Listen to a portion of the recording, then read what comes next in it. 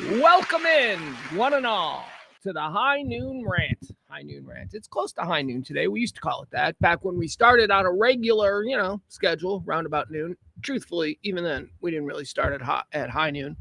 And I got a little tired of people saying, well, is it a stoner show? No, it's not a stoner show.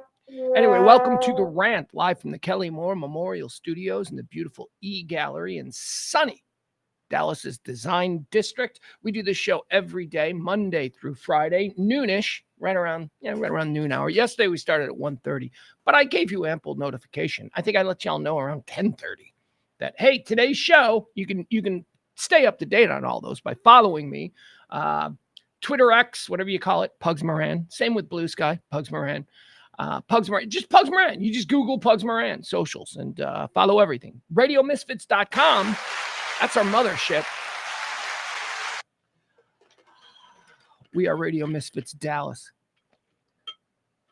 All right. What do we do here on the show? Well, it's a daily talk show. I used to do talk radio. I did talk radio in Chicago and Dallas for decades.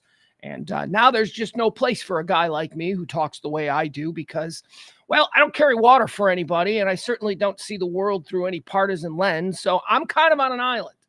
And what I've realized is that island that I'm on isn't really all that isolated. In fact, there's a whole lot of us who kind of think like me, which is a little bit of this, a little bit of that. Shut up on the right, shut up on the left. There's 70% of us, I believe, in the middle because of my theory, my 15% theory that 15% on the right are gone, 15% on the left are gone.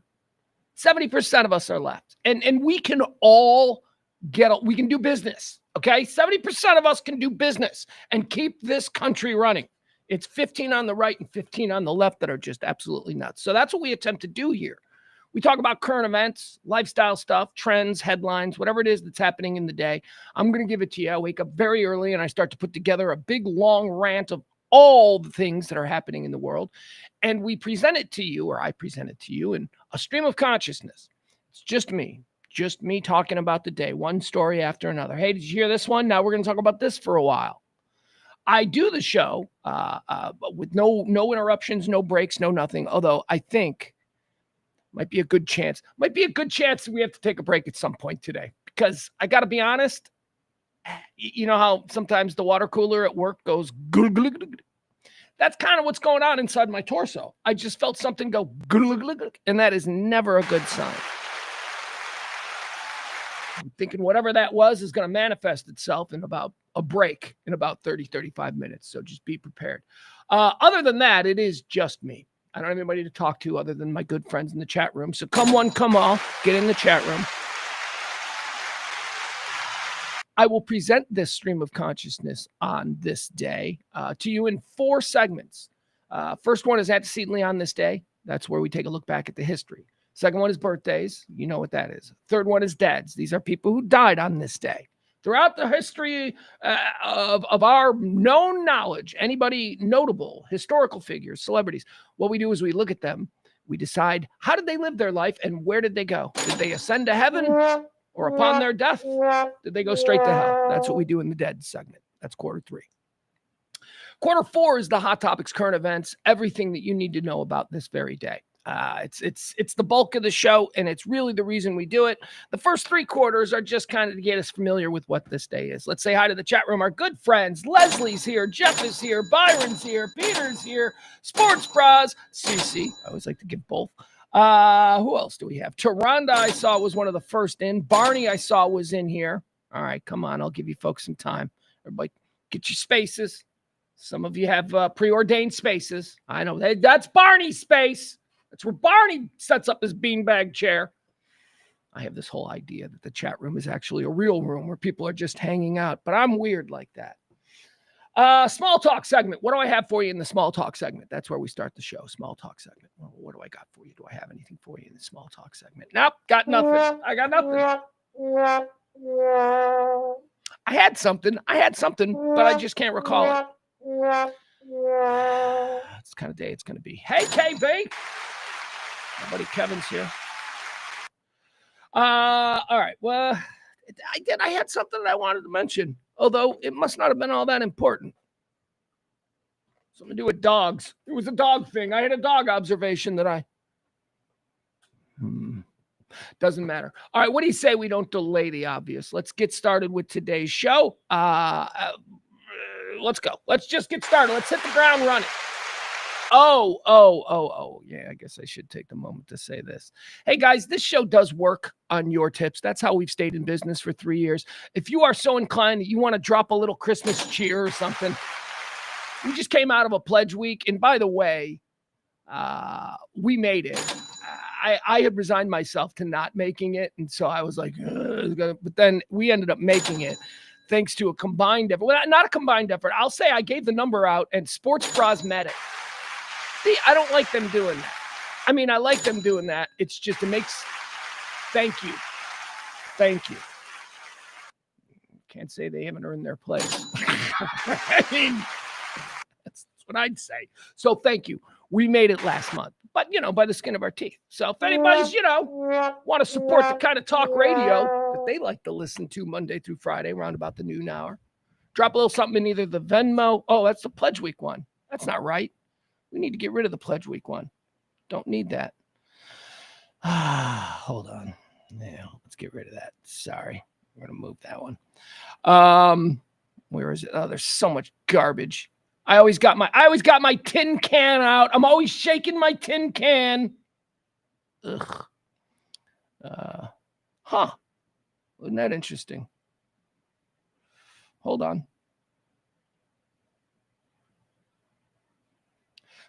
That's interesting. Apparently, I don't have anything.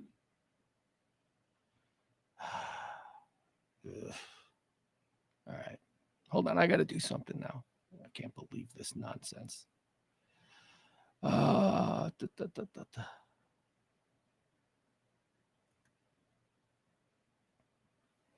on. I shouldn't have done this. This is me not being prepared. There you go. All right, there you go. If you are so inclined and you want to help support the show, I can't believe it. I still had all the Pledge Week crap up, but there you go. I'm not going to shake my can too loudly, but, that's how this show works, and that's how we eat and put gas in the car and get here every day and all of that good stuff.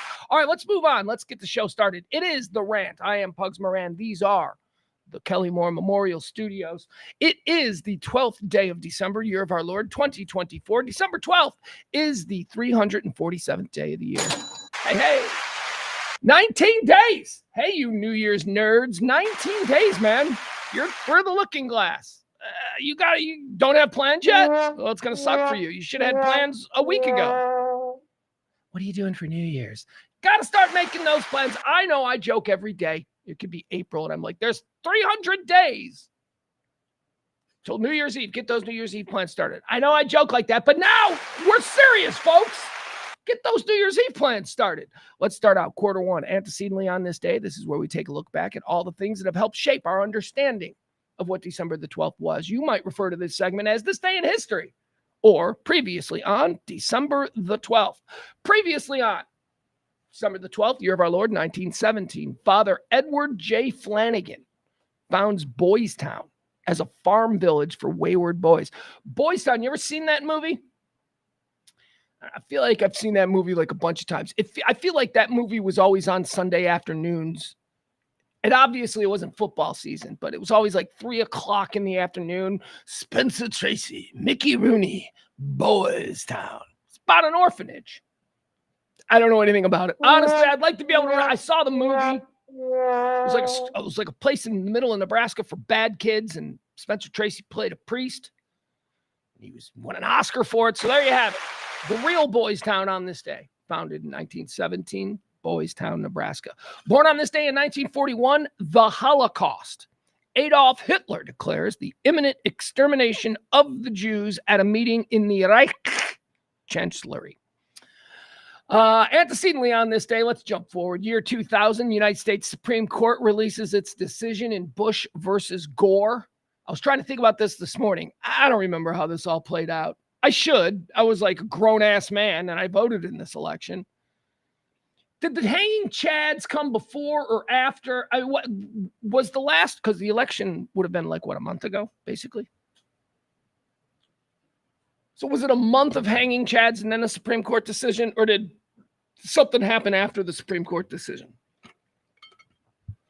I mean, it doesn't seem like there should be anything that can happen after the Supreme Court decision, but, whatever. Antecedently on this day, year of our Lord, 2015, the Paris Agreement relating to the United Nations Framework Convention on Climate Change. The Paris Agreement signed on this date in the year 2015. On the day, previously on this date, in the year 2021, Dutch Formula One racing driver Max Verstappen wins the controversial 2021 Abu Dhabi Grand Prix, beating 7-time world champion and the GOAT of F1, Lewis Hamilton, to become the first Formula One champion to come from the Netherlands. Let me tell you something about Max Verstappen. He wouldn't give that title back. He's, what's he won? 3 now in a row? 4 now in a row? Max Verstappen. He's an F1 god. All right, that's going to do it. There wasn't, honestly, guys, some days we go through like 15 different things from history. It wasn't a big history day, and not a whole lot going on. So let's move on to birthdays. These are people who were born on this day. We like to take a look at them and decide whether or not they're cool enough for us to wish them happy birthday. Sometimes they are, sometimes they're not. First off, 1915. Born on this day, old blue eyes, Francis Albert Sinatra, American singer, actor, and producer. I love that guy. I love Sinatra. I love Sinatra biographies.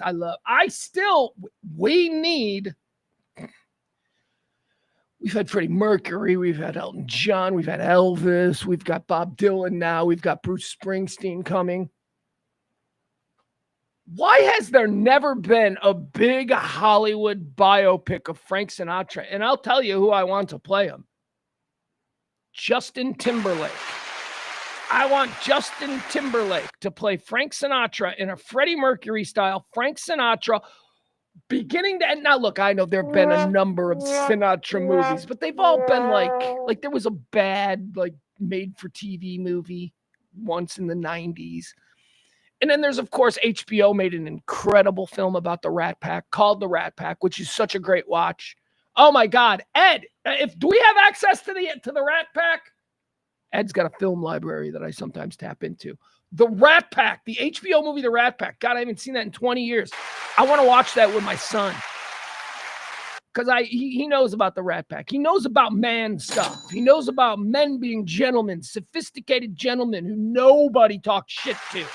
It's kind of the whole Rat Pack vibe that I love so much. But Frank was cool, man. Frank was cool. Maybe, I don't know, if you actually knew him, if you were his guy, although his guys were with him for 70 years. So he must have been cool to his guys. I know if you got cross with Sinatra, he could ruin your life. He was the most powerful man in Hollywood for decades. I mean, and that's not even a joke. Whatever Puffy is running around thinking he was, or Kanye thought he was for a period of time. Nah, Sinatra, man. Sinatra was winning Oscars for acting. He was the number one singer, number one draw, number one personality, and he took no shit from anyone. Happy birthday, Frank Sinatra. And also, we talk a lot about man of our times. We like to dismiss some very, very negative things from people's past by simply saying, well, he was a man of his time. Sure, he owned slaves. He was a man of his time. Frank Sinatra was a man of his time, but Frank Sinatra was also a man of these times. Frank Sinatra was not a racist, fought in Vegas with tooth and nail to get Sammy Davis to be accepted and to get black acts in general into Vegas, toured the world with Sammy Davis because nobody else would touch him because he was dating a white woman. Sammy Davis started dating a white woman and his career went into the toilet. And so his buddy Frank came up to him and said, guess what? We're going on tour, Smokey. And I don't give a shit what these people say about you. They're going to sell out to see me and they're going to get you. And it saved Sammy's career. Not the least of which to talk about what Frank did for Sammy after Sammy's car accident that, made him blind in one eye. Frank was a good guy. And he pushed back on a lot of shit that for a lot of other people, we say, well, it was just the time. No, Frank was fine with homos. Although, he didn't like fairy boys. He didn't like, Homosexuality wasn't a problem. Being a feminine man was. That's what Frank didn't like. I'm kind of with him on that. He loved everybody. He was good. He was not a dick. He was not like one of these, guys who gets older and turns. He was a cool son of a bitch, Frank. Frank Sinatra was cool. Just don't cross him because you'll end up in the trunk of a car. Frank Sinatra, born on this day in 1915, born on this day in 1923. Another guy who's all right. I mean, I don't know. He's the reason that we love this guy is just because he was always there. Bob Barker. Price is Right. Bob Barker. I don't know anything about Bob Barker. Seems all right. Bob Barker. Happy birthday. Born on this day in 1923. Born on this day in 1924. Ed Koch.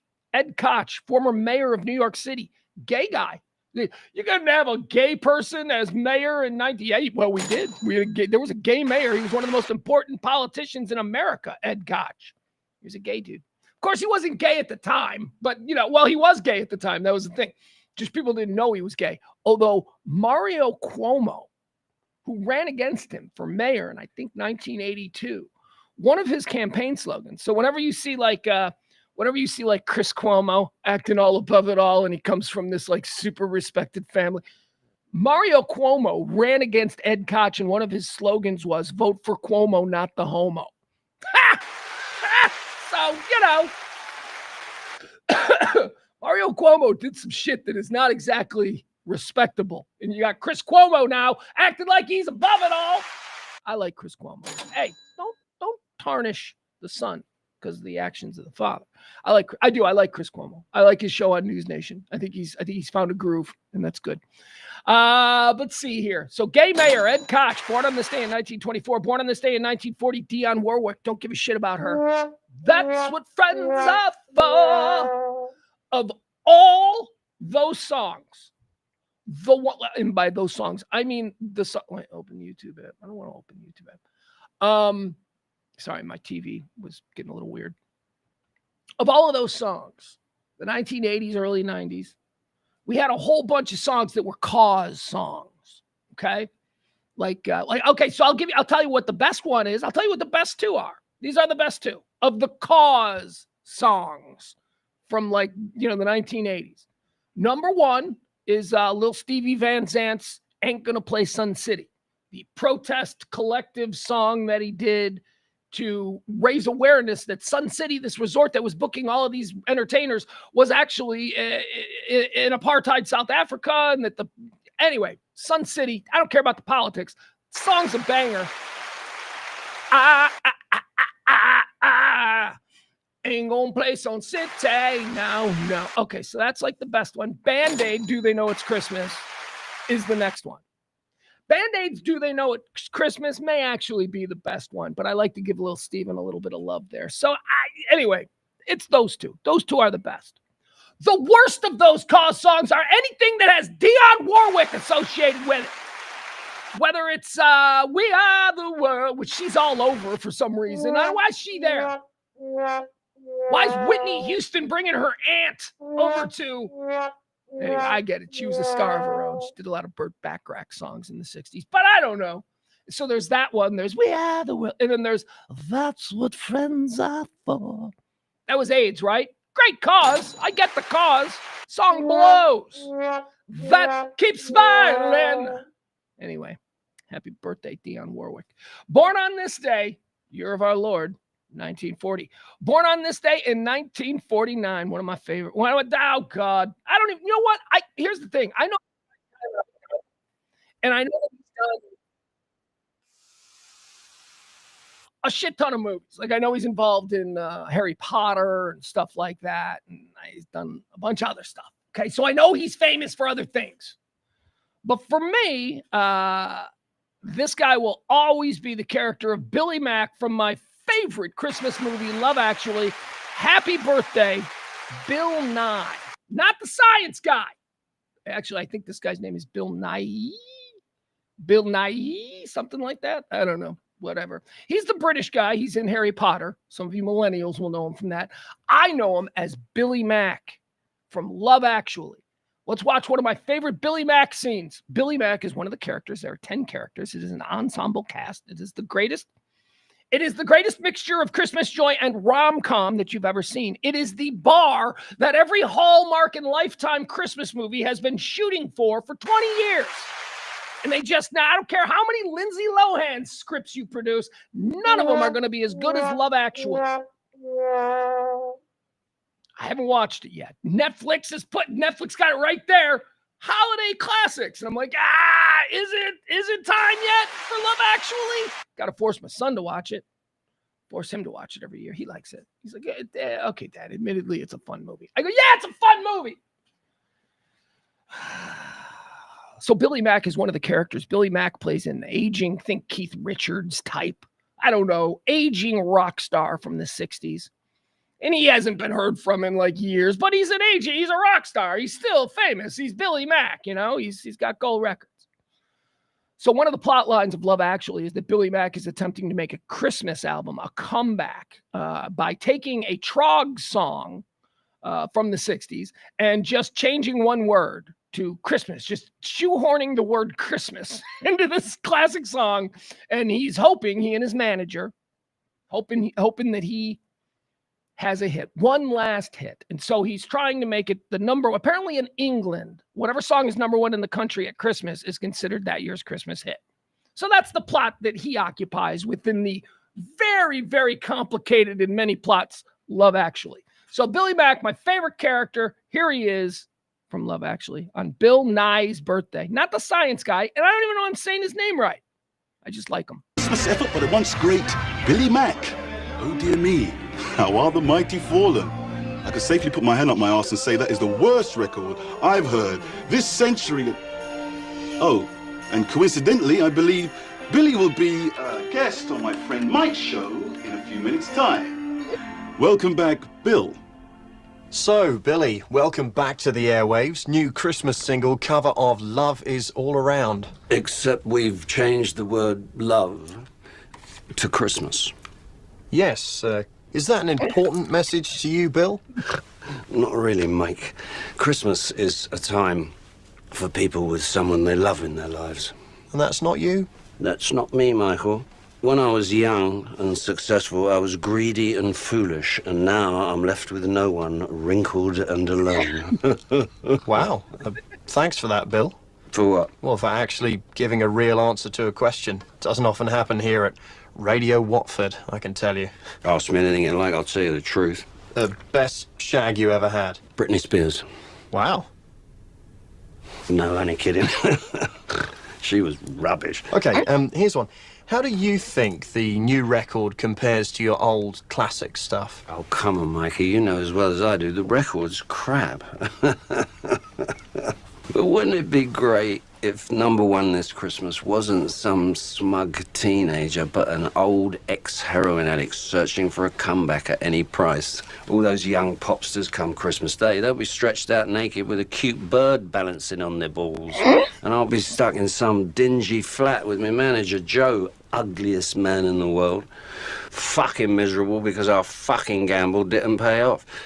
So if you believe in Father Christmas, children, like your Uncle Billy does, buy my festering turd of a record, and particularly enjoy the incredible crassness of the moment when we try to squeeze an extra syllable into the fourth line. I think you're referring to If You Really Love Christmas. Come on and let it snow. Ouch. So, here it is one more time, the dark horse for this year's Christmas number one. Christmas is all around. Thank you, Billy. After this, the news. Is the new Prime Minister in trouble already? All right. Love that movie. That's Billy Mack. Bill Nye, happy birthday. Great actor. Don't even know if he's still alive. Apparently, Adam says he's got a small role in Harry Potter. I don't know. I know I've seen him in a whole bunch of stuff. I just can't put where, but I do know the most I recognize him from is Love Actually. Billy Mack, Bill Nye, born on this day in 1949. Born on this day in 1957.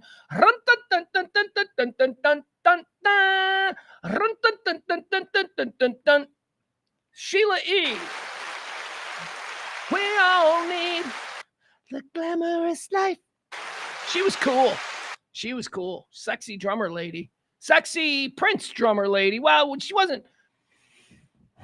Was Sheila E. Prince's drummer? Or was Sheila E. just one of the hot chicks in Prince's wake that, I don't know. Sheila E., she was something. She was a man Prince boy back then. He's running around with like Nia Peebles, Apollonia, Sheila E., Vanity. Oh my God. He had a type. And let me tell you, as a white suburban boy, his type opened up the world to me. I'm like, holy cow. None of these girls are white, Irish, or Catholic. Oh, man. Love knows no ethnicity. Anyways, Prince's women. Sheila E., she was great. Happy birthday. She dead? One of them's dead. Vanity? Is Vanity dead? Not Sheila E.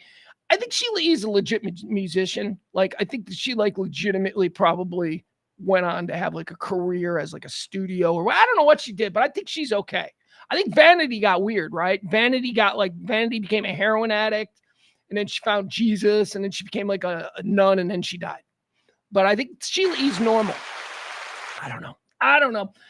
Born on this day in 1957. All right, folks, here we go. Let's play a little thing we play from time to time. It's based on that old Howard Stern game, F, Marry, Kill. I think that's a little bit shocky, a little bit too rough. So we call it Kiss, Marry, Kick to the Curb. We take three women all born on this day. All of these three women I would describe as Gen X queens. Certainly big, important people to the Gen X generation. One of them even solidly hits the millennials. I think she might be an old Gen X or maybe a young millennial. I'm not sure. Or no, old millennial, young Gen X, whatever. It doesn't matter. So let's play Kiss, Marry, Kick to the Curb. Which one of these three are we going to kiss? Which one are we going to marry? And which one are we going to kick to the curb? This is not easy. All right, this is not going to be easy. First and foremost, born on this day in 1970, an actress that we haven't seen much of. She started out as a member of the original cast, like there was a multiple cast. She's a Twin Peaks, okay? She was on Twin Peaks, gorgeous. And then she did a whole bunch of movies, and they tried to make her a star because she's gorgeous, and didn't really go anywhere. But she was a model. She did Calvin Klein. She's a hot Gen Xer. Ladies and gentlemen, I don't even know how to say the name. Majkin Amick. Majkin Amick. Anybody remember her? Shelly the waitress. Shelly the waitress from Twin Peaks. Oh my God. If you watch Twin Peaks, you know what I'm talking about. All right, let's click through these. Let's see how Majkin Amick, see how she aged. Because this is her right here. This is prime Shelly from Twin Peaks. That's Shelly from Twin Peaks. God, she was beautiful. She's just such a beautiful woman. All right, here she is a little bit older. That's like, all right. All right, so what's that? 40s? She's great. That's not a problem. Not a problem. Shelly from Twin Peaks. Oh, my God. All right. I want to see a really good Shelly from Twin Peaks picture. There's got to be one. There she is. Shelly in her little waitress uniform from Twin Peaks. All right. Majkin Amick, the first contestant in today's Kiss, Marry, Kick contest. All right, next. Majkin Amick, born on this day in 1970. Also born on this day, 1970. This is our second contestant, another Gen X queen. Our second contestant in Kiss, Marry, Kick. One of these we will kiss, one of these we will marry, and one of these we will kick to the curb. Ladies and gentlemen, Jennifer Connelly. Welcome, Jennifer Connelly. Let me tell you something I've always said about Jennifer Connelly. Long said this about Jennifer Connelly. Jennifer Connelly is the most beautiful Irish woman ever. There has never been a more beautiful Irish actress. I know, and people are like, Anne Margaret was Irish. I'm like, she identifies more as Swedish, but no, there's never been a more beautiful example of Irish perfection than Jennifer Connelly. I'll tell you the first time I fell in love with her, the first time that I fell in love with Jennifer Connelly, okay, the woman we're seeing right here. We're playing we're playing Kiss, Marry, Kill. First time I fell for Jennifer Connelly was in the Sergio Leone film from the early 80s called Once Upon a Time in America. It was a gangster film, and it took place over the course of decades. And Jennifer Connelly played a woman who Elizabeth McGovern played, the grown-up her. But Jennifer Connelly at like 13 years old. And don't worry, it was age appropriate because I was also 13 or whatever. The first time I saw Jennifer Connelly at 13 in the film Once Upon a Time, I was smitten. And then I watched her grow up. Oh my God, she's gorgeous. I don't know if she's a good actress, but Jesus, she's gorgeous. All right, Jennifer Connelly, look at how she aged too. Am I crazy, or does she look like the chick from Matrix, Trinity, right?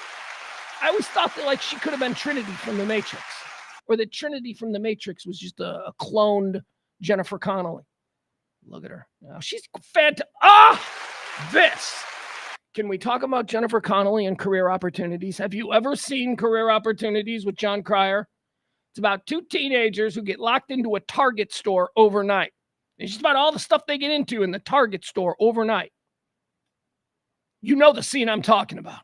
Jennifer Connelly gets bored and she decides to pump a couple of quarters into one of those hobby horses. You know, one of those little ponies, little electric ponies that you ride. She's wearing this outfit right here, and she's riding that. Oh, my God. Jennifer Connelly, ladies and gentlemen. Number 2 in today's Kiss, Marry, Kick contest. We've got Magic Amick, Shelley, the waitress. We've got Jennifer Connelly, the most beautiful Irish woman ever. And now we've got our third. Here we go. The third contestant in today's Kiss, Marry, Kick. Hold on, let me make sure we pull this up. Oh, do we got it? Yeah, we got it. All right, here you go, ladies and gentlemen. Our third contestant in today's Kiss, Marry, Kick. Let's hear it for Blossom. That's right. It's Mayim Bialik, Blossom. Now, she's really cool, and she's really smart, and, you know, she's Blossom. She used, right? Was Blossom ever cute? I don't know. That's what I say. I was a little bit too old when Blossom. She's like about 10 years younger than me. Okay, so here we go. Let's get into the Kiss, Marry, Kick, okay? First of all, I think we're going to kick Blossom. Sorry, Blossom, but you've been kicked. It's not Cryer. Barney says it's not Cryer. It's Jim Dodge? That's not John Cryer? Really? That's not John Cryer in Career Opportunities? Wow. Okay, cool. All right, anyway, we're getting rid of Blossom. With all due respect, we're kicking Blossom to the curb. Nothing wrong with Mayim Bialik. Mayim Bialik is a beautiful woman. She is she's an Akron 7. And, you know, that's great. She was your waitress in a bar in Akron and you were single, you'd hit on her. That's all I'm saying. That's Mayim Bialik, but we got to be honest here. We're talking about Magic Amick, and we're talking about Jennifer Connelly. So, Mayim Bialik gets kicked to the curb. So it comes down to, who do I want to marry? Who do I want to spend the rest of my life with? Magic Amick, who was Shelley from Twin Peaks, or, we might as well show him again. Magic Amick, who plays Shelley from Twin Peaks. Boom, there she is. Or do we go with Jennifer Connelly, who played, I don't know, she's the world's most beautiful Irish woman. Let's go. Let's take it. All right, there's Jennifer Connelly. All right, so Magic Amick or Jennifer Connelly? Mayim Bialik gets kicked to the curb. Magic Amick is who I'm going to make out with. And, yeah, I'm marrying her. I'm marrying Jennifer Connelly. You kidding me? My family's Irish blood could use some, like, beautiful genetics. We could absolutely... Oh, my God! Look at that. Dude, I don't care what you're saying. I mix my genetics, these jacked up genetics that I got. I mix these genetics with that. Oh, my God. We're guaranteed. If it's a girl, we're guaranteed to have a Frisco 7, Frisco 8. Pretty good. What's a Frisco 8? A Frisco 8 is what? A Manhattan 7, maybe? I think so. Frisco's got a lot of beautiful women. Frisco 8 is a Manhattan 7. Yep, that's probably right. April says that Mayim Bialik is very intelligent and would make a good trivia partner. She really would. But have you seen Jennifer Connelly? I mean, I just want to sit on a couch and be able to every once in a while look at Jennifer Connelly and go, yep. Did well. No doubt Mayim Bialik is probably the most fun. Majkin Amick, the one I'm just going to make out with, she's trouble. I can tell she's trouble. She's an actress. She's beautiful. She's trouble. I know all of those categories or all those things can be applied to Jennifer Connelly, but I'm sorry. Jennifer Connelly is the winner today. All right, let's keep going. More birthdays. Those are the three. Majkin Amick, born on this day in 1970. I'm going to make out with her. Jennifer Connelly, born on this day in 1970. I'm marrying her. And born on this day in 1975, Mayim Bialik. Sorry, Blossom, you got to go. Kick to the curb. Born on this day, let's wrap up the birthdays. Born on this day in 1990, former Dallas Cowboy legend and current New York Jet. Boy, went from one cluster to another, didn't he? Tyron Smith, ladies and gentlemen, celebrating a birthday today. Tyron Smith, born on this day, 1990. All right, let's do some deads. These are the people who have died. We decide whether or not they went to heaven or hell. Dead on this day in the year 2006, Peter Boyle. Putting him in heaven. I like Peter Boyle. He was Raymond's dad on Everybody Loves Raymond. He was Frankenstein in Young Frankenstein. He's Popeye Doyle in The French Connection. I think French Connection 2? No. Is that Gene Hackman? Fuck me. I'm getting those confused. Whatever. Peter Boyle was awesome. He's going to heaven. Dead on this day in 2006. Dead on this day in 2017. Excuse me. Pat Denizio. He's going to heaven. Pat Denizio, lead singer of the Smithereens. I used to love the Smithereens, man. They were cool. Behind the Wall of Sleep. She had hair like Jeannie Shrimpton back in 1965. I don't know. Pat Denizio, we're putting him in heaven, lead singer of the Smithereens. Also, New Jersey State Delegate, New Jersey State Representative, Pat Denizio. Also, this shouldn't be overlooked, married to Belinda Carlisle, back when Belinda Carlisle was the Belinda Carlisle we all wanted. Remember, like, Belinda Carlisle and the Go-Go's was like, is she hot? She's pretty, but she's a little chunky. And we were a little like, I don't know. She's cute, though. I was a Jane Weedland guy when it came to the Go-Go's. She was fit, as they say in the UK. Belinda had a little bit of baby fat, but I was still like, oh, my God. We were all like, that's obviously a pretty girl who could stand to lose the freshman 15. That was generation one of Belinda Carlisle. But then she went solo. You know, and she did the whole, ooh, baby, do you know what that's what? When she got into that whole thing, they got her in an aerobics program, and she was so hot. That's when Pat Denizio had her. That can't be overlooked. Pat Denizio is going to go to heaven. Lead singer of the Smithereens, born on this day, or dead on this day in 2017. Dead on this day in 2019, Danny Aiello. Danny Aiello. I like Danny Aiello. I don't know what damn thing he did. What did Danny Aiello do? He always played like a mob guy, always played an Italian guy. Danny Aiello. I don't know. Whatever. Danny Aiello. We'll put him in heaven. We put everybody in heaven, yo.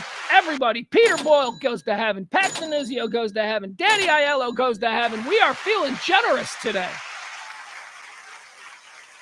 All right, that's going to do it. First three quarters are in the books, folks. Now it's time for us to move into the part of the show where we cover all the current events, everything that's happening today. I also like to check in on the chat room at this point, see what everybody's getting into. Let's start out. We already talked about April. She says Mayim's intelligent. That's great. Frank Whaley. Frank Whaley answers the question. You are absolutely right. Not that I needed to tell you that, but Frank Whaley is a John Cryer clone. That's why I got him confused. Frank, they thought, here's what happened. They thought John Cryer after Ducky, after he played Ducky in Pretty in Pink, they thought the whole world was going to go nuts and need more John Cryer. So they're like, we're going to cast like a whole bunch of John Cryer roles because people seem to like the Ducky character. So we're going to make John Cryer a big star, but he's not going to be able to work that much because we're going to have to pump out 20 movies this year with John Cryer types. We're going to need another John Cryer. That's when they built Frank Whaley. Then what happened was What happened was John Cryer's career tanked. It went in the toilet. They didn't have enough work for the original John Cryer clone. So they're like, we got to retire the Frank Whaley. And that's why we don't know who Frank Whaley is in 2024. Now that we've got that covered. Let's see. So thank you. Yes, it's Frank Whaley who stars opposite Jennifer Connelly, my future wife, in Career Opportunities, and not John Cryer. Let's see. Byron is referring to one of the three that we just did Kiss, Marry, Kick with. Byron's referring to one of the three as homely bish. By process of elimination and understanding the way context clues work, I'm going to say he's talking about Mayim Bialik. Because he's not a crazy person. He's an opinionated person. He's not a crazy person. And I know that he would not refer to Jennifer Connelly or Madgen Amick as a homely bish. But I'm going, yeah, I don't think she's homely. I think she's fine. I should be so lucky. Yeah, I'm in a situation now. A Mayim Bialik walks into my life. I should be so lucky. That's all I'm saying. Frank Whaley, spin me round 360. Welcome, spin me right round, says Frank Whaley was also in Pulp Fiction.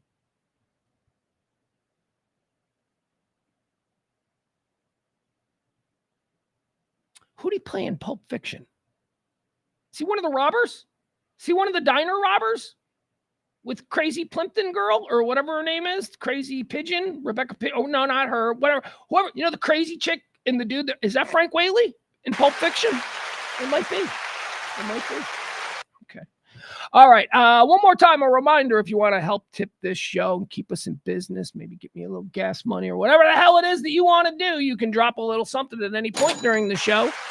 Venmo, Cash App. That's how we do it. We've stayed in business for over 3 years due to your generosity. So. Appreciate you. All right, let's get into all the things that are happening today. We're going to start out with the story that I am most obsessed with.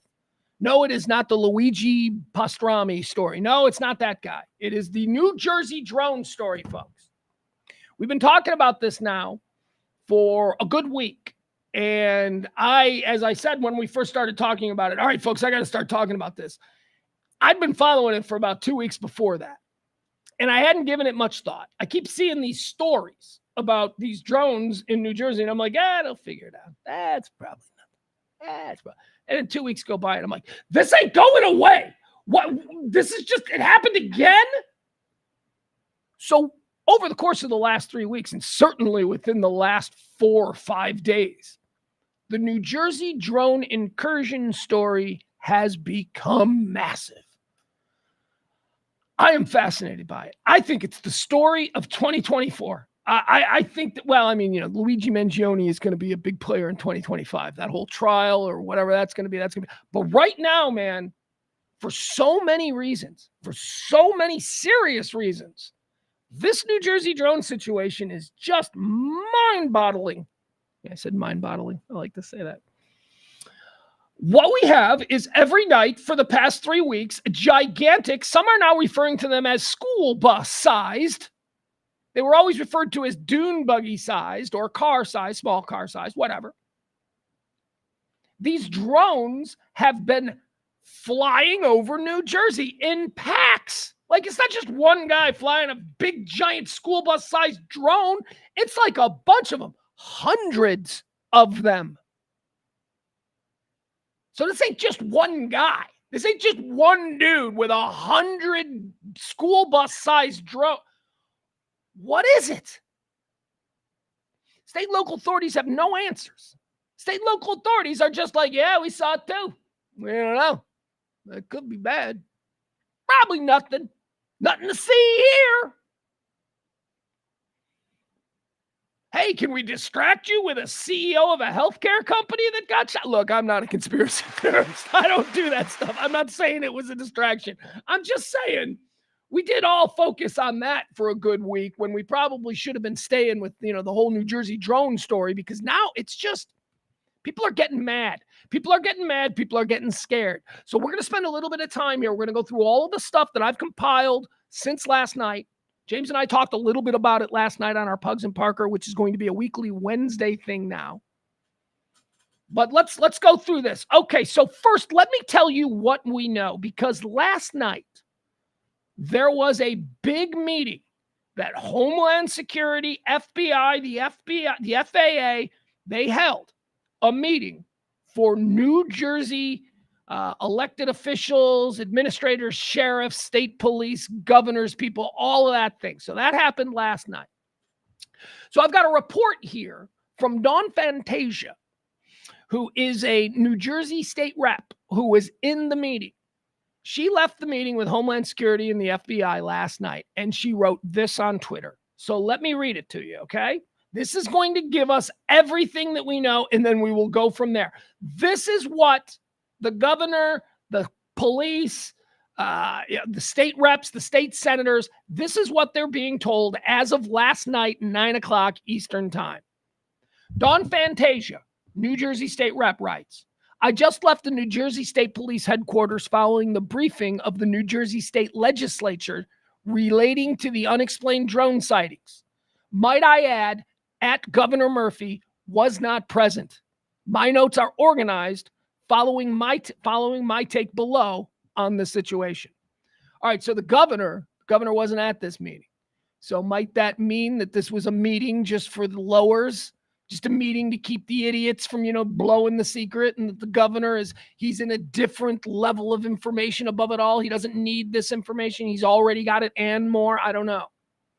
But here's what she says. She lists these 1, 2, 3, 4. I see here. 1, she says, we know nothing, period. To state that there is no known or credible threat is incredibly misleading. And I informed all officials of that sentiment. 2, state authorities, including the New Jersey State Police, are shackled with what they are able to do. Any interception or takedown of any UAS is under the strict jurisdiction of the federal government. 3, at this point, I believe military intervention is the only path forward. There will be no answers in the absence of proactivity. 4, the U.S. Coast Guard seems to be the most likely to intervene based upon our briefing, but even that component is shrouded in mystery. All right, so those are her 4 points, her 4 main takeaways about the information that was given to New Jersey state legislatures last night at 9 o'clock. Here's what she goes on to say. Here is my summary of the briefing. Overview of issues.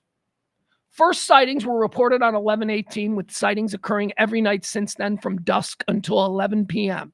Each night, 6 to 7 hours. Frequency. Reports range from 40 to 180 sightings per night. Description.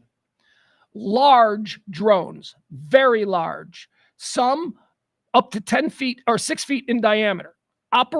They operate in a coordinated manner.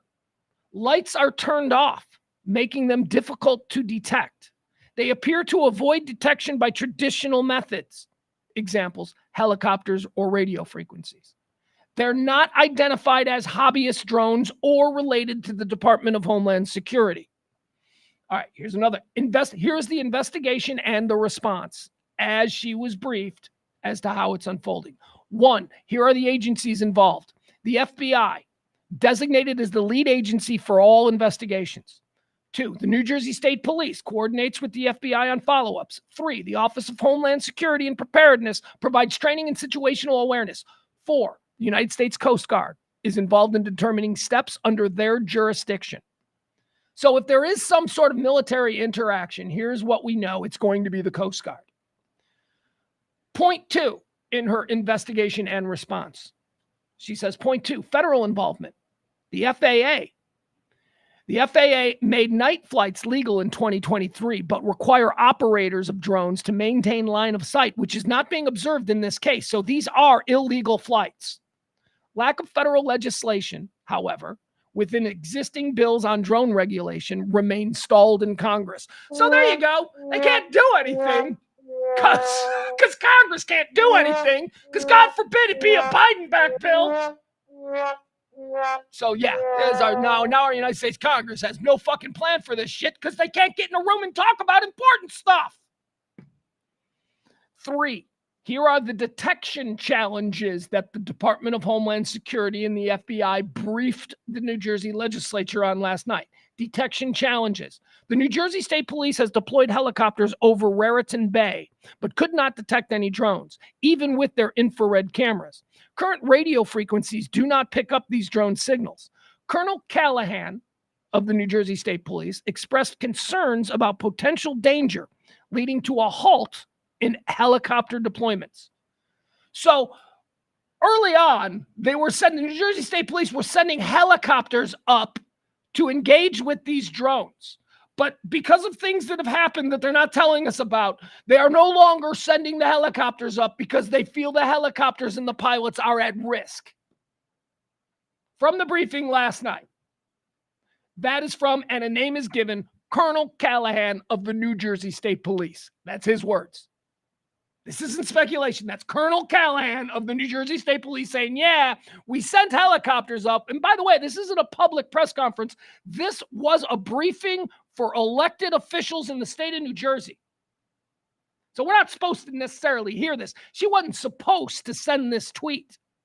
Dawn Fantasia, New Jersey State Rep. This wasn't meant to be public. It was, all right, we're all the people in the fancy suits who run the puppet show around here. Here's what's going on. That's what they thought this was going to be. And they expected, everyone to just not say anything. Well, here we have Dawn Fantasia taking copious notes and letting us know that the New Jersey State Police were thinking about engaging and then got up there and changed their mind. And now they're grounding helicopters. They're not letting New Jersey helicopters with pilots go after these things because there's some fear that they're not telling us.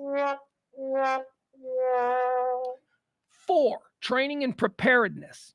In-person counter unmanned aircraft systems, UAS training starts in, okay. Oh, so they are training and they are, in the future, they have preparedness. It starts in January of 2025. They're going to start training people for this kind of situation. Here are the key concerns from the meeting. Unknown origin. Authorities do not know where these drones take off or land. Capabilities. These drones maintain flight for extended periods, 6 to 7 hours, and over distances of 15 miles, raising questions about their technology and their intent. It says airspace regulations. Most sightings are in unrestricted airspace, but their behavior is unusual and potentially nefarious. Unlike manned aircraft, these drones appear to be operating without lights and evade detection. And now this is the one for us. Public safety. Okay, so here's what they told. Here's what Homeland Security and FBI told the legislature of New Jersey last night in a private meeting about public safety concerns. Possible threats remain unconfirmed, but the lack of detection capability is a significant concern. See something, say something campaigns are being encouraged by the FBI and Department of Homeland Security to encourage the public to report sightings to local law enforcement and the FBI. See something, say something. That's where we are with these. I see something. We've been saying something for 3 weeks. This is crazy. Statement from officials. Lori Doran, the director of OHSP, says there is no known or credible threat at this time. Dawn Fantasia in the column here says, I disagree. Lori Doran, director of the OHSP, urges continued reporting to law enforcement, but there's nothing to worry about. You cannot tell us you know nothing about this and then say, there's nothing to worry about. Like we're 4 years old. You know nothing, but you know there's nothing to worry about. Fuck you. Why don't you know nothing? Why aren't we blowing these things out of the sky? And you know what? You know what you could have done? You could have done a long time ago. You could have said, well, okay, this is Department of Defense stuff, and that's what's going on. And we'd have all moved on. We'd have all moved on. But you're so duplicitous. And by you, I'm talking to the structure that we have built to govern us in this country. So duplicitous, so shady. Everything is lawyer speak because we don't let anybody that isn't a lawyer have any of the puppet strings. They're all lawyers. Well, we're just not going to tell people. We're going to let the little pigeons freak out for a while. Possible threats remain unconfirmed, but the lack of detection capability is a significant concern. Colonel Pat Callahan of the New Jersey State Police, who we talked about before, he says suspended helicopter flights to investigate drones have been done over safety concerns for the pilots and the helicopters. He emphasized the rapid pace of technological developments in drones. So he's saying the drones are better than our helicopters. That's what he's saying. He emphasized the rapid pace of technological developments in drones. Whose drones are these? Brett Cotton, Department of Homeland Security counterterrorism boss, highlighted challenges in threat prevention and the need for improved technological and protocols. Department of Homeland Security. This seems to be some sort of incursion upon our homeland, and, we're not feeling all that secure. So maybe this is the kind of thing that you ought to have more to say about, other than, there's a need for improved technology and protocols here at Homeland Security. Just take a walk with me here on this next thing, because I'm not saying this is what's happening. I believe that they are man-made drones. I believe the mystery is, where are they from? But it's kind of interesting. We always expected for the aliens to just, show up all at once with their giant motherships over New York, Paris, London, and Washington. We all expected that, right? That's going to happen in the blink of an eye. We're going to see breaking news. Mothership hovers over White House. That's the way it's always been presented to us. It's kind of alarming to learn that the aliens can slow roll their invasion in any way that they want, and that we have zero defense capabilities to stop this shit from happening. What are we doing? All right. And finally, next steps. Again, I'm going through a list of notes taken by a New Jersey state legislature. Her name is Dawn Fantasia. She attended a meeting last night conducted by the Department of Homeland Security and the FBI for elected officials in the state of New Jersey. She concludes with next steps. 1, enhanced surveillance, use of infrared cameras, and additional Coast Guard resources. It's been 3 weeks. No one thought to use infrared. Well, the reports are that infrared doesn't work. So this is bullshit.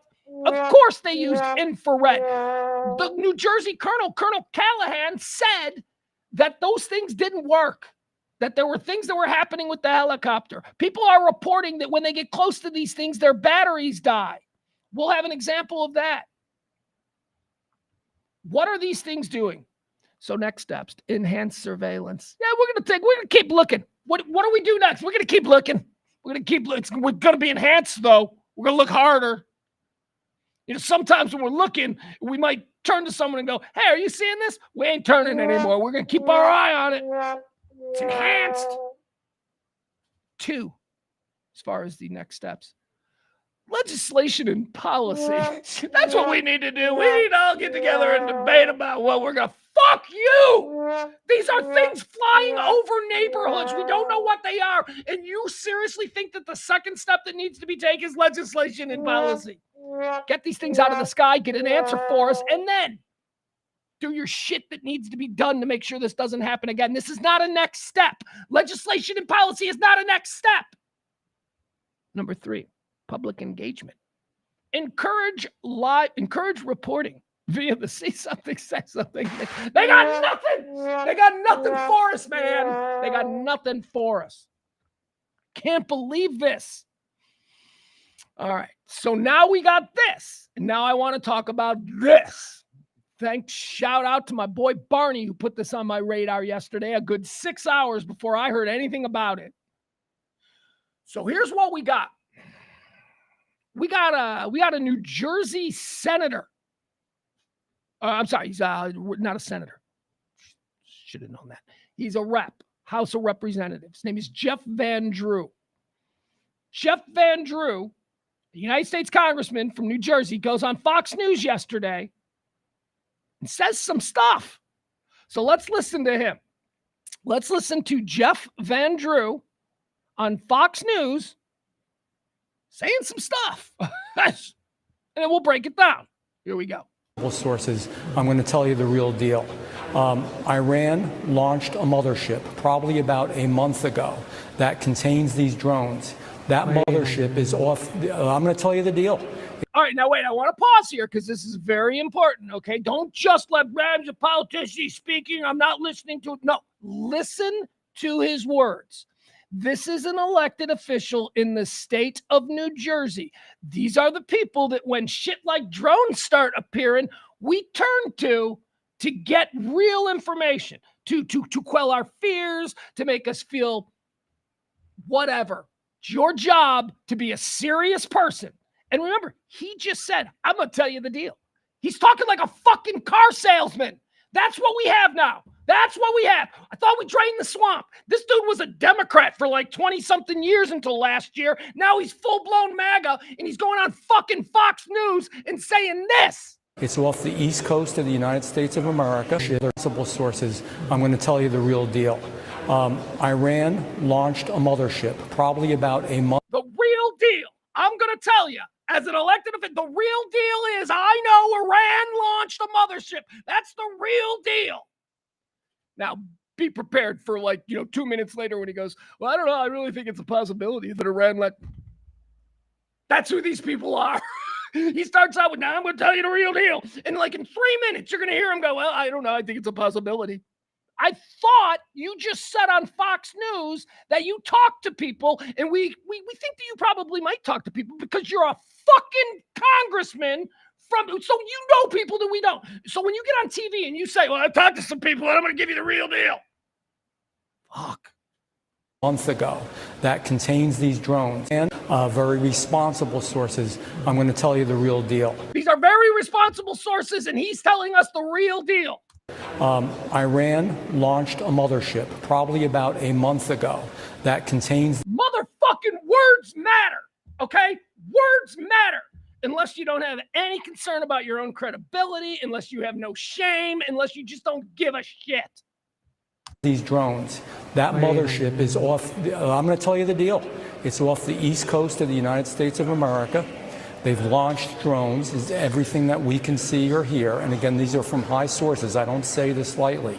Now, we know there was a probability it could have been our own government. We know it's not our own government because they would have let us know. It could have been some really glorified hobbyist or hobbyists that were doing something unbelievable. They don't have the technology. But let's pretend that's possible. The third possibility was somebody, an adversarial country, doing this. Know that Iran made a deal with China to purchase drones. Know that Iran made a deal with China to purchase drones, motherships, and technology in order to go forward. The sources I have are good. So his sources are good. Can't reveal who they are. Of course not. Can't put a name to it. Can't do that. Because they are speaking to me in confidentiality. These drones should be shot down.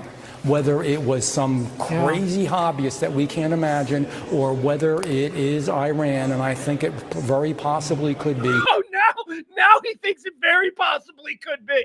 He started out by, no, we're going fucking back. We're going back. We just heard him say one more time. They should be shot down.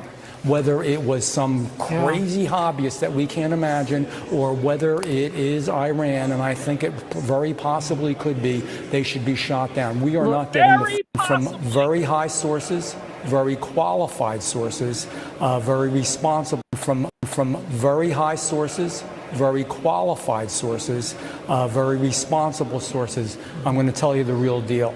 Iran launched a mothership probably about. The real deal is not the same as very possibly could be, but thank you for putting me on Fox News. I hope you get a bunch of clicks off of this. You let me back on? Could I be on the 5? I want to be on TV, and I'm going to say crazy shit. All right. So that's my instinctive response to the son of a bitch, shameless New Jersey Representative Jeff Van Drew, who is a screaming libtard for the first 20. So it just shows that he has no freaking base. He has no moral compass, no anchor. He's just a career politician who saw an opportunity to take advantage of this new restructured Republican Party, and he made a jump. And now he's completely different. Voted against Trump, this guy. Voted against Trump in his first term. Or voted with Trump in his first term 22% of the time. 22% of the time, this guy voted with Trump. Then when he changed, I guess he changed in 2020. He switched over at like the end of the Trump thing. 100% voted with Trump the minute he changed. So that's not somebody who really has an anchor. That is somebody who's just part of a machine, a party machine. And he's like, yeah, I'm supposed to be representing the wants of the people in my district, and they're supposed to trust that I'm a free-thinking and serious individual. But what? You need one more vote for that? Okay, my district will be on board with that. That's what we got. That's what this guy is. He's a son of a bitch. That's his history. He's going on Fox News talking about an Iranian mothership hovering off the coast of the East Coast on Fox News. This ain't Newsmax. This ain't InfoWars. This is fucking Fox News. Now let's take a break. Because what if he's right? What if this son of a bitch is right? What if? And let me tell you something. I don't know. If you are asking me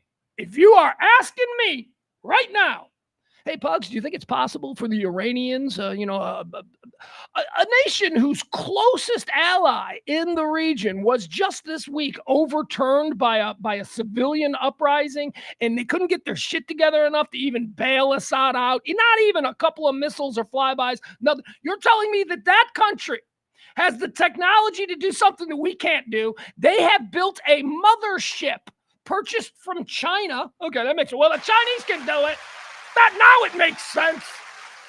They purchased the mothership from China. They've been able to evade all of NORAD, all of that stuff, and they have parked this mothership off the coast of America, and they are unleashing hundreds of dune buggy-sized drones nightly over New Jersey. Pugs, do you think that's possible? I'm telling you, it ain't fucking possible. Are you kidding me? That thing gets with like 100 miles of the shore, and we'd have our aircraft, and we'd have our satellites, and we'd be blowing things out of the air, and we can do this. Right? That seems absurd. These are Iranian drones. These are Iranian drones from a mothership. That seems absurd, right? Well, so did that goddamn Malaysian airplane disappearing. I did not think that an airplane, a commercial airplane with paying customers on it in the year 2019 or whatever, could just disappear like that. But guess what? It can. My point is this. We don't know what we don't know, and we think we can do things that we can't fucking do.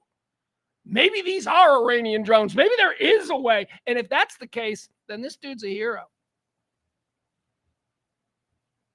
I mean, this guy is an American hero. If he is a representative who knows this to be fact and is the only one saying it, build some statues, some high schools, give him his own airport and freeway, because this guy needs to be remembered as what an American politician needs to do if he's telling the truth. And that's where we are. I don't know. Because again, I didn't think airplanes could just disappear, but they can. I didn't think that the United States of America would elect a guy who was just convicted of criminal offenses, but we did. I didn't there are so many. I don't know. The construct is broken. So let's just roll, baby. There are no rules anymore. I've been saying it for a while. Nothing. You don't pay taxes, you go to jail. Really? No, that's not true. Constructs are broken. Do whatever you want. If you can get away with it, it's legal. That's it. It's the world we live in. It's insane. It's insane what is happening with these drones. Okay, more on the drones. We got more. Yeah, we got a lot more. Okay. So here, what did the Pentagon have to say? Because that's some big fire that old Congressman Van Drew was spitting out there. Of course, the Pentagon gives their briefing on the drones, and well, I mean, wouldn't that be a question you'd ask? You got to ask the Pentagon spokesperson, hey, what about the Iranian mothership? Here's what they said. This is from the Pentagon yesterday after Congressman Van point where our installations threatened, citing after Congressman Van Drew went on Fox News saying that there is an Iranian mothership, and then of course he walked it back by going, no, there probably really might be.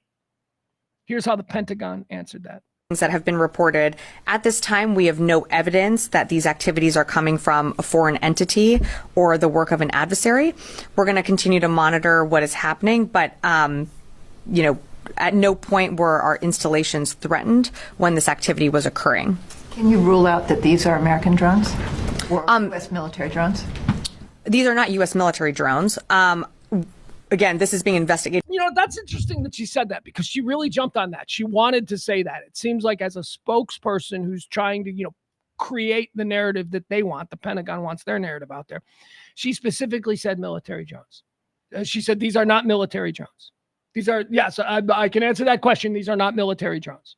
Well, they might be Department of Defense drones. They might be NSA drones. They could be anything. They don't have to be military drones. It's not just the military that we have in this country. We have massive, immersive intelligence and defense situation here that isn't just, military related. But here she goes. Activity was occurring. Can you rule out that these are American drones or U.S. military drones? These are not U.S. military drones. All right. See, she didn't want to rule out that they were American drones. The question was, can you rule out that these are American drones? And then the reporter gave her a little bit of out there, which she said, are you sure they're not American drones? I mean, U.S. military drones? And at that moment, the spokesperson went, yeah, we can rule out they're not military. I think they're probably Department of Defense. I really do. I think that's what it is. It's some black ops, central intelligence kind of thing. Again, this is being investigated by local law enforcement. What our initial assessment here is that these are not drones or activities coming from a foreign entity or adversary. Representative Jeff Van Drew, who is a Republican from New Jersey, was just on the air saying that Iran launched a mothership probably about a month ago that contains these drones, and that mothership is off the coast of the east coast of the United States. Is there any truth to that? There is not any truth to that. There is no Iranian ship off the coast of the United States, and there's no so-called mothership launching drones towards the United States. All right, can I tell you something that I really appreciate about this spokesperson? This spokesperson's good. I'm just marveling at how she's handling this. That was great. You know what she did? That was incredible, which I guarantee you 8 out of 10 other spokespeople would have done, that she didn't do. When this person brought up the mothership, okay, she didn't laugh. She didn't snicker. She didn't act like that's absurd. She didn't try to marginalize the position made by the congressman. She was serious. She took the question and she answered it. It's actually pretty impressive.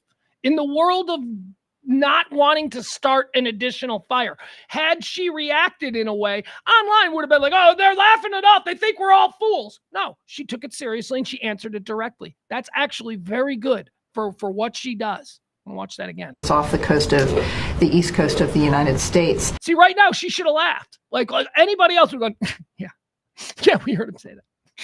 Look, I can guarantee you there are no Iranian motherships. Okay, that's a full lid. We'll see you back here tomorrow.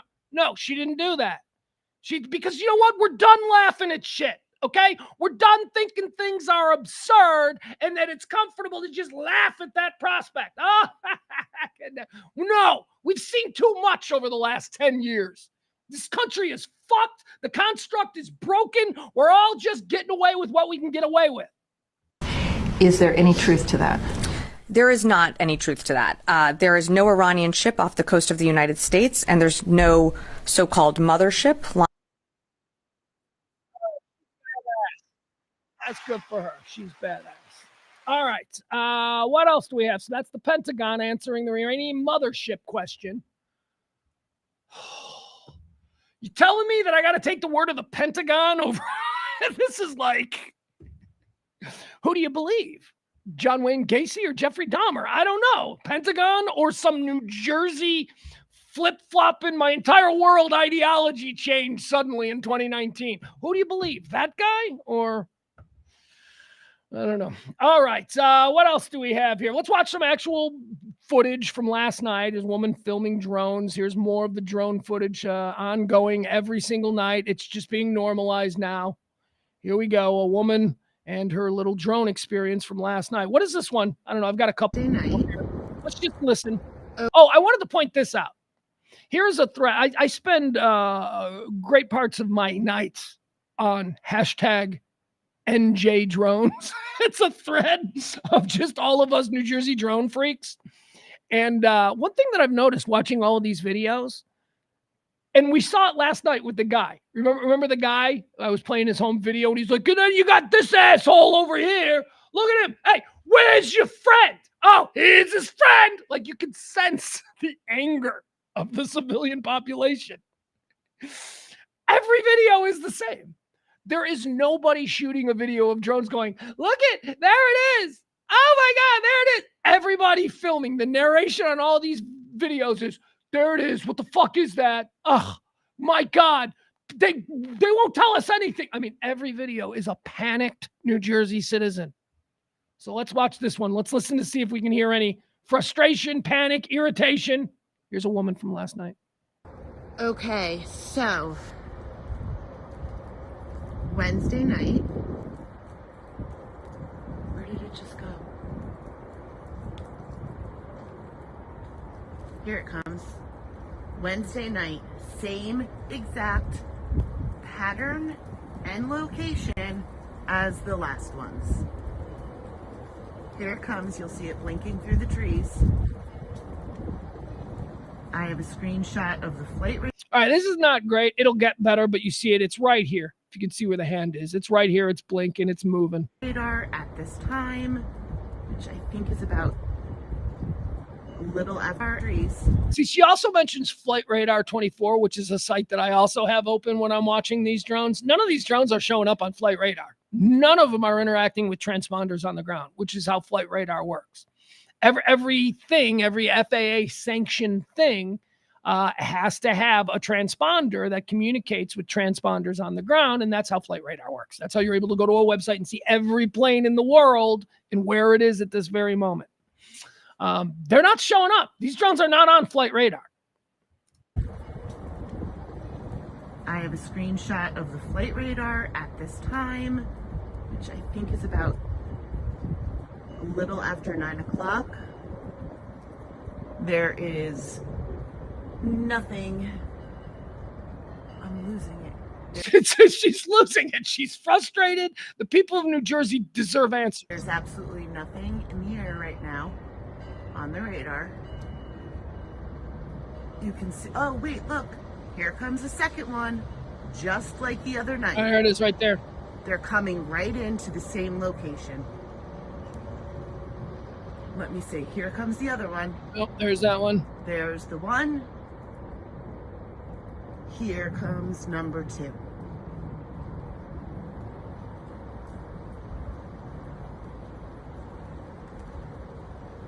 You cannot hear a single thing.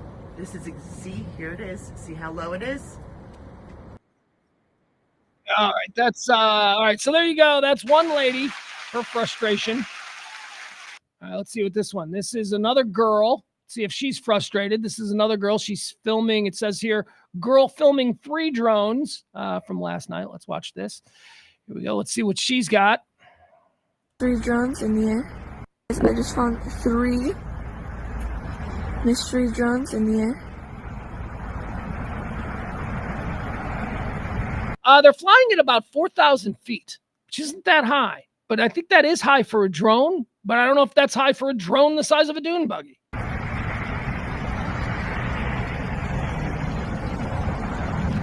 Okay, did you guys just see that? Watch this one right here. Watch it break away. That's a very weird movement.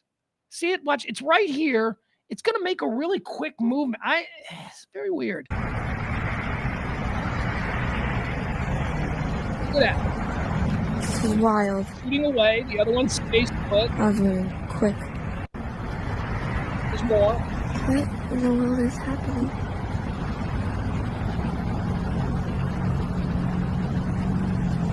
They're like on top of each other now. So they're obviously coordinated. There's obviously... What?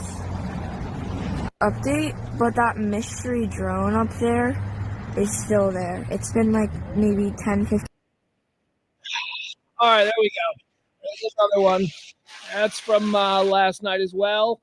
Here. This is an interesting one that I caught last night on the police scanners because I'm also listening to the scanners.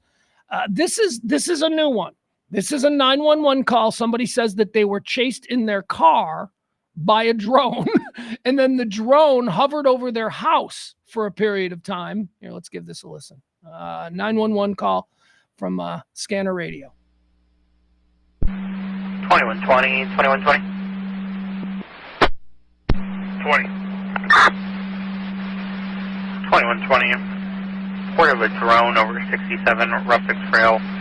Calling party reported this drone search following his vehicle about 10 minutes before he was able to reach his home, then hovered over his home for another 10 minutes before flying to the east.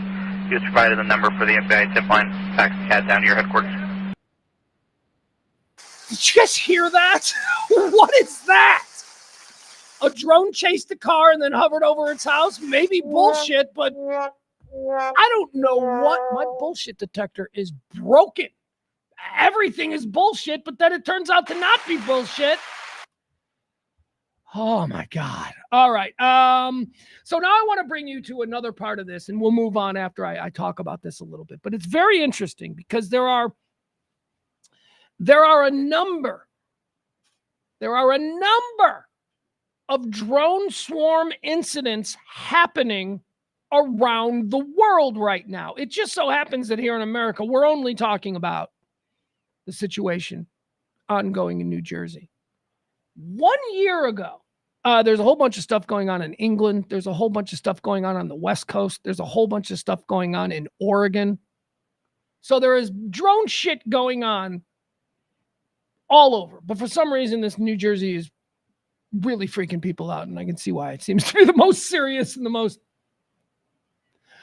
But I want to bring you back to a story from last December.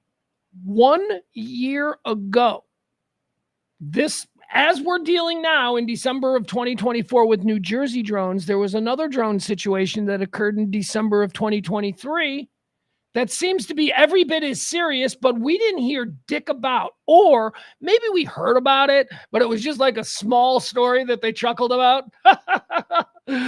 Reported alien sightings over Langley Air Force Base 15 days in a row. How's the weather looking, Brett? That's probably how they treated it. But this story is coming back. It's coming back, and it's crazy.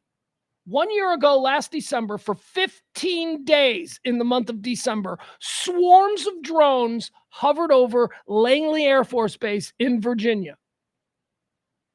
And they're not denying it. They're not like, oh, that's just internet chatter. No, they held press conferences. They talked about it. They showed pictures. I wasn't able to find any of that, which is weird. So here, let me give you the story because we're all talking about drones now. So let's go through this. Pentagon stumped. By the way, this was released in October. This is from October 15th, 2024, about the drone events over Langley Air Force Base from the previous December. So 1 year ago. But this story first appeared on Tuesday, August 15th. After the military community had been discussing this for 9 months, after the December disruption, as they're calling it, they've been talking about it. Nobody on CNN has. It wasn't anything that was ever mentioned during the presidential campaign, which is weird, because this seems like a real security problem that occurred for 2 straight weeks over Langley Air Force Base in Virginia. The former commander of the Langley Air Force Base in Hampton, Virginia, has revealed an unidentified drone swarm buzzed the facility for 17 straight days last December. 17, I'm sorry, I said 15. According to U.S. Air Force General Mark Kelly, the flyovers took place using a mixture of 20-foot-long fixed-wing drones traveling around 100 miles per hour. They appeared shortly after nightfall on December the 6th and returned every evening in what he called close encounters at Langley. General Kelly explained to the Wall Street Journal. According to the Journal's report, the drones would circle the base, Langley. The drones would circle the base and also flew over the Chesapeake Bay and the U.S. Naval Headquarters at Naval Station Norfolk. The drones were found to be using a different frequency band than commercially available drones. The matter was considered sufficiently serious that it reached the White House, where deliberations considered how to stop the flights. Various ideas were proposed, including using directed energy weapons to disable or bring down the drones, although this was not carried out for fear of interfering with commercial airliners during the busy December travel season. And they also, by the way, it says later in the article, they could have just, done flight restrictions so that they're not disrupting really airflight or worried about shooting down an airplane. But they didn't want to do that because that would disrupt the holiday economy. So we're just going to let drone swarms hang out over Langley because we want to make sure that little Kimmy gets to see Grandma for Christmas. Come on. What kind of decisions are we making? Can we be too cautious? Doesn't it seem like that in a lot of the ways that we now as a nation deal with threats, that we're too cautious? I understand erring on the side of caution. But too cautious is also a way to get fucked up real quick.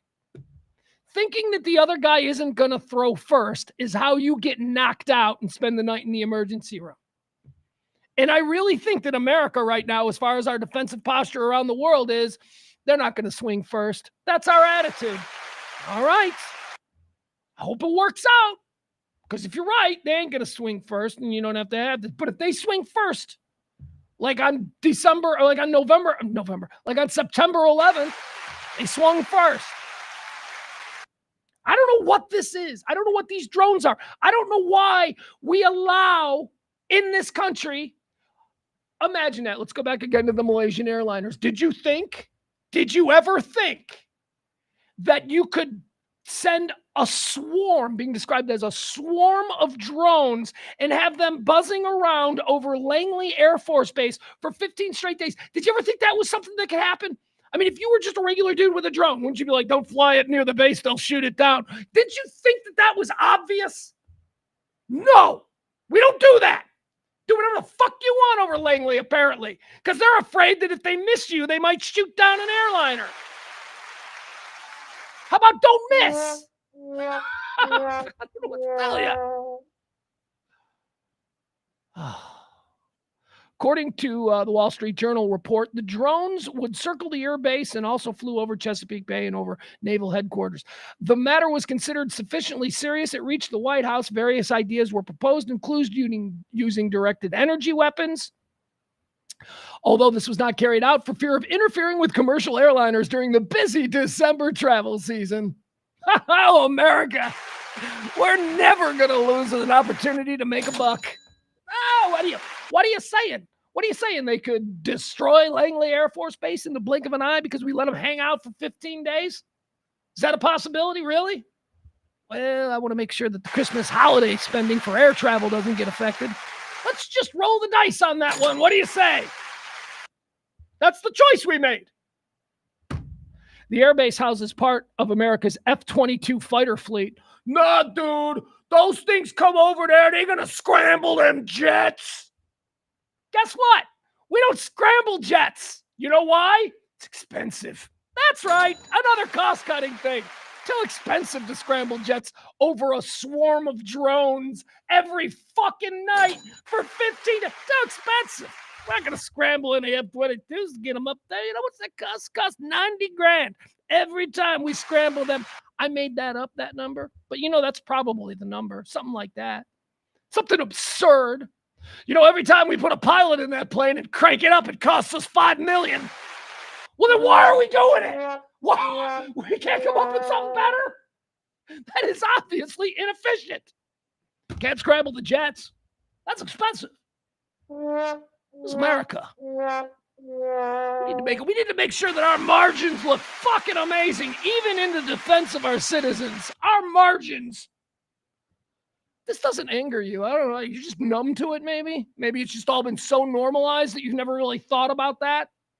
We didn't scramble jets because it's too expensive, and we didn't try to shoot them down with a heat seek, not a weapon, but with electromagnetic pulses because we're afraid there might be an airplane up there. That's who we are. That's too cautious. That is not why. Look, I'm okay with having a bunch of really poorly educated, unhealthy people in this country. That's the deal we made when we decided to have the world's greatest defense. When we put all of our money into all of that shit at the expense of our education and our health care, we made the choice. I may not have been for that choice, but I'm a grown man now, and that's where we are. We've got the supposed biggest and baddest military in the world, but we don't do anything with it because it's too expensive. The choices we make. In an effort to unmask the drone's pilots, the U.S. Coast Guard boarded a vessel just offshore from the airbase, but reported that there was no drone equipment on board, and it was just a little fishing boat. So they thought that these drones were, out in the Chesapeake Bay. So they went and they raided some fisherman. It turned out to be just a fisherman. So here we are a year later, where we're being nightly we're seeing these reports of these drones again swarming all over New Jersey. 1 year later, still don't have any answers for what happened a year ago at Langley. And it's just happening again. I don't know that they're related. I don't know that it's the same thing. But it really should shock every one of you to think that we are not nearly as safe as we think we are. People could just fly drones the size of dune buggies over your house in suburban New Jersey and do whatever the hell they want? That's crazy. All right, do we have some more quotes here? I think we do. Yes. Okay, so speaking to the war zone, this comes from the Army Times, okay? Speaking to the war zone, along with a small group of reporters at Peterson Space Force Base in Colorado Springs, the commander of the U.S. Northern Command. All right, so now we're getting like real important people chiming in. Real important people chiming in, not saying it's not happening. Saying, no, this is definitely happening. Hi, I'm the dude in charge. It's definitely happening. It's fucking weird. Got no answers for you. Who's got questions? Like, that's basically how it's being presented. Speaking to the war zone, along with a small group of reporters at Peterson Space Force Base in Colorado Springs, the commander of the U.S. Northern Command, NORTHCOM, and the Joint U.S.-Canadian North American Aerospace Defense Command, NORAD. So this dude's got stripes. He's got salad all over his uniform. His name is Air Force General Gregory M. Galliot. Okay. Gregory M. Galliot offered few specifics about the Langley incursions, but talked about some of the steps that NORTHCOM is taking in the wake of these incidents. We don't know what it was, but we've learned some things. Let me tell you the things we've learned, just in case anybody, in the Joint Chiefs office is listening, and maybe I can hold on to my job. So he says, the only thing that I can tell you about the Langley drones is roughly the number and roughly the altitude, he said when we asked him about the exact characteristics and configurations of these drones. He didn't elaborate. However, earlier this month, Air Force General Mark Kelly told the Wall Street Journal that at least one of the Langley drones was roughly 20 feet long and flying at more than 100 miles an hour at an altitude of roughly 3,000 to 4,000 feet. Other drones followed, one by one, sounding in the distance like a parade of lawnmowers. So there you go. That's just something we're dealing with, and our military has absolutely no idea what to do. God, people. How unbelievable is that? We don't know what to do. All right, so I'll be out there today. Hashtag NJ Drones. I'm telling you, after about 9 o'clock at night, that place gets fun. NJ Drones. All right, let's keep going. What else do we got here? Let's talk about Mangione, Luigi Mangione. Luigi Mangione, of course, in custody, charged with the murder of healthcare CEO, Brian Thompson. Is that it? I choose not to personalize him. I'm like a serial killer. I choose not to think of him as a person, but a symbol and a representative of a con game that's been perpetrated on all of us for many years. People, really, Pugs.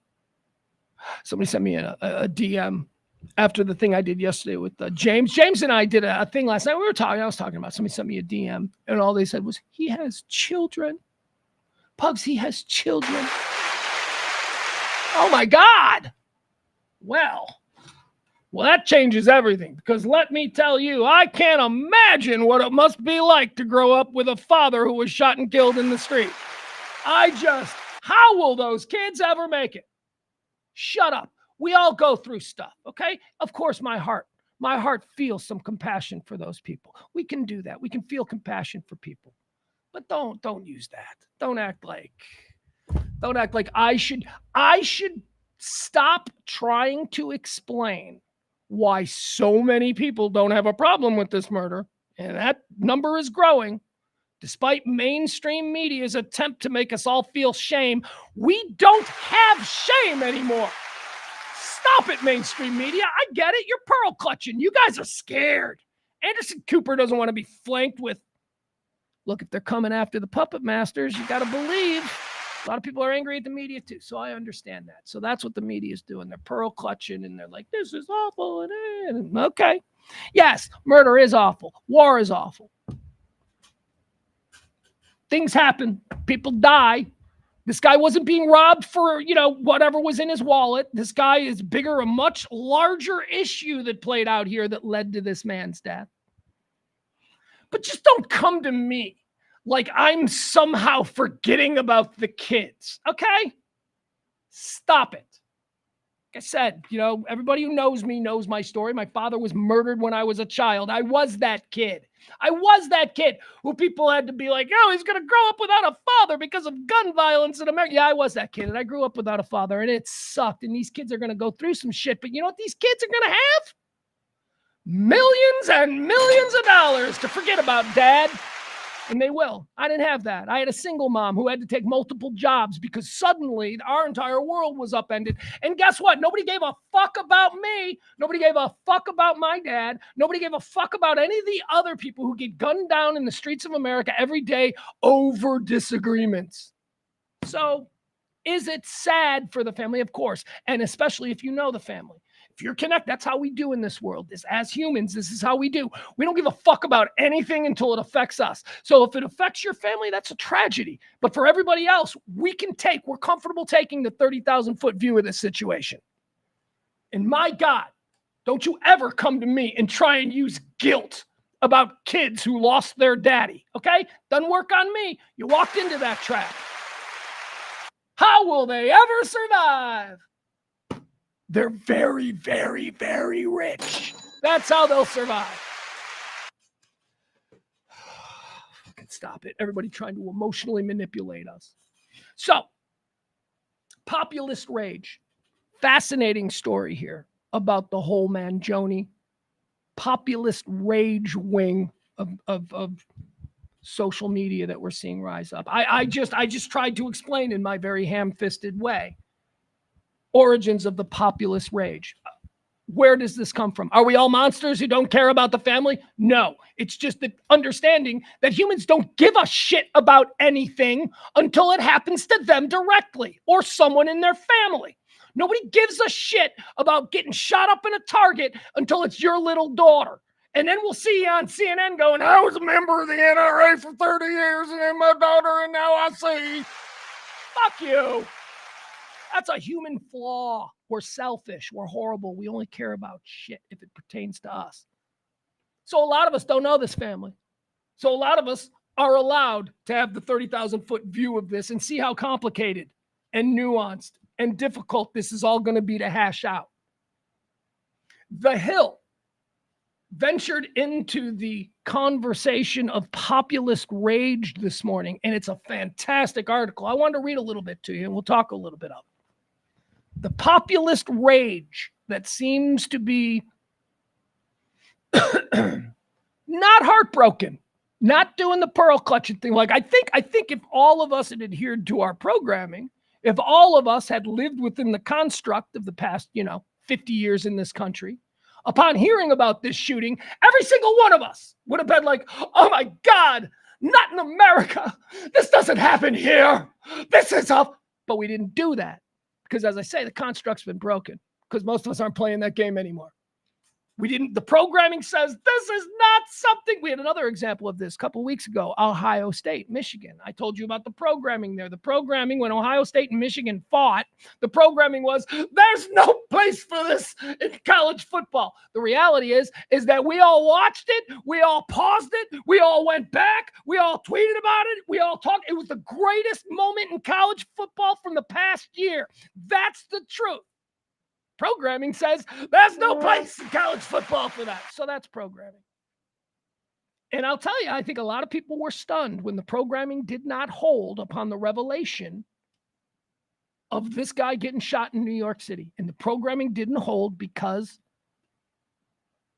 of the subplot, which is who this guy was and what he did, and how many of us who don't know his family, who are taking the 30,000-foot view, can look at this and go, yeah, well, those guys who run health companies are gangsters, as Bill Burr said. So, okay, so here's a little bit. I'm going to read a little bit of the story for you. This comes from, I don't want this. What is this? What? Get the hell. Hold on. Sorry. Populist Rage. Okay, the Hill. Here we go. Let's see. In 2014, it says here. All right, I'll accept that. We'll get rid of that. In 2014, billionaire Nick Hanauer warned in Political that the pitchforks are coming for us plutocrats. This is 10 years ago. 10 years ago, a billionaire wrote in Political an article about how, hey, wake up. The pitchforks. I've been saying the torch and pitchfork crowd, man. I've been talking about them the last couple of days. Torch and pitchfork crowd, they are getting louder. And if you don't think revolution is possible, you don't know your history. That's all. You're just safely within your American bubble. It's perfect here. That can't happen here. Well, it already did. Can absolutely happen again. Anyway, point is, in 2014, billionaire Nick Hanauer warned in Political that the pitchforks are coming for us plutocrats. Plutocrats are, I'm sure you know, plutocrats are power derived from wealth. A plutocrat is Elon Musk.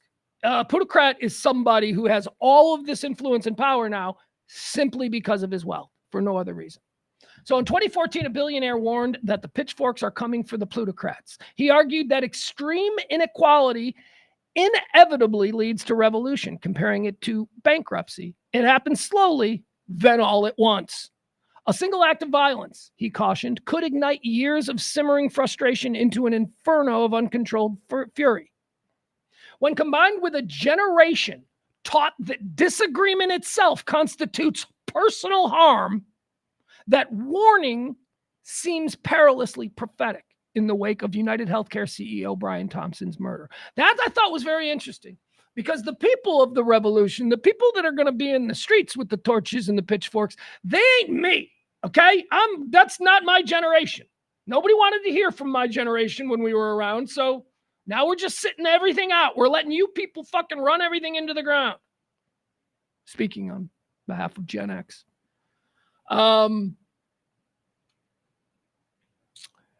When combined with a generation taught that disagreement itself constitutes harm. Wow. Isn't that true? 24-year-olds can't disagree with each other. They can't. That's how they've been raised. You just don't go to Thanksgiving anymore at your aunt. I mean, that is an entire generation mindset. A lot of it having to do with the outrage of the left. The left politics, the left ideologies, social ideologies have been, stop it. I'm victimized. I don't like that you're doing it. Like, that's it. Right? So the overreaction and getting attention for your overreaction and the moral grandstanding and all of that, that's been, sort of, as they say, that's baked in with this generation. This generation, well, let's continue. When combined with a generation taught that disagreement itself constitutes harm, that warning that the pitchforks are coming for the plutocrats seems perilously prophetic. Immediately following his assassination, something disturbing emerged. Assassination. Again, I say words matter. So let's, okay. So immediately following his assassination. So So the shooting of Brian Thompson is being termed here as an assassination. I'm okay with that. I'm okay with that because I think it is an assassination because an assassination is different from a murder because assassination has some form of ideological or political purpose to it. So I'm okay with that. Immediately following his assassination, something disturbing emerged. With breathtaking speed, celebration became the predominant response. Now, I'll say this about it. The immediate response, the celebration, the online stuff, this has a lot to do with the anonymity that you're afforded online. I've been seeing this for 15 years, however long. People, it's the tough guy, right? I'm a tough guy because you don't really know who I am. So that might account for a lot of it. People are comfortable in social media settings. People are more comfortable allowing the really repugnant and really dark side of them out because there's zero repercussions because they're ham-fister one on Twitter, right? They don't give a that's another thing that an entire generation has sort of been conditioned or programmed to accept as a normalized thing. That you could totally run your mouth and talk shit online and there ain't nothing that's gonna happen, right? I come from a different generation where, we're courteous to each other. And if we're talking shit to each other, it's because we're ready to throw hands. But we don't mouth off to someone and then not expect there to be any repercussions. And we've got multiple generations now that I feel live in that world. And I fear that world is changing. I fear that people are going to start getting punched in the face more. Immediately following his assassination, something disturbing emerged with breathtaking speed. Celebrations became the predominant response. His title alone was enough to warrant death in the minds of some, with no pause to examine his actual record or consider the human cost, including the conversation his wife would have to have with their teenage sons. These weren't just scattered trolls or fringe activists. The approval came from suburban parents, office workers, writers, influencers, teachers, and professors, the very people shaping future generations' understanding of discourse and disagreement. Some of these same voices who argue that challenging their ideas constitutes violence. Wait, some of these same voices who argue that challenging their ideas constitutes violence, challenging ideas. I feel wounded. That's violent. That's not violent. It's words. It's conversation. It's not violent. Toughen up or get the fuck out of the talk, okay? There you go. Go sit down. If you can't fucking have a conversation with a grown-up without feeling emotionally raped, then get the fuck out of the conversation. You're a fool and you'll never be taken seriously. These weren't just scattered trolls. This isn't occurring in isolation. The January 6, 2021 riot at the U.S. Capitol, the 2020 racial justice protests that at times escalated into riots, and the approval some expressed for attempted political assassinations, each reveal a society where disagreement has become synonymous with evil. The October 7th Hamas attacks on Israel were even met with applause in more than a few quarters, including most absurdly on campuses. Driven by a simplistic narrative that cast complex geopolitical conflicts in absolute terms of oppressor versus oppressed. That is the big problem. The people on campuses carrying signs, they think this is about colonization. And if it's not, that ship has long sailed. It hasn't been about that in a very long time. Thank you for chiming in, but, get up to speed on what's really happening. And what is really happening, I don't know. I'm not a professor of these things. But I do know it's not an overly simplistic. The Israelis are the colonists and stop it. All right, The Hill. It's a great article. It's called The Pitchforks Are Coming. You might want to check that out if you like a good read. I don't know, maybe you got to poop later. Hey, how about that? I thought that I was going to have an incident today. Been on the air almost 2 hours. I have not needed to take a break. Donald Trump, ladies and gentlemen, has been named Time Magazine's Man of the Year. Here's my first thought. Donald Trump named Time Magazine's Man of the Year.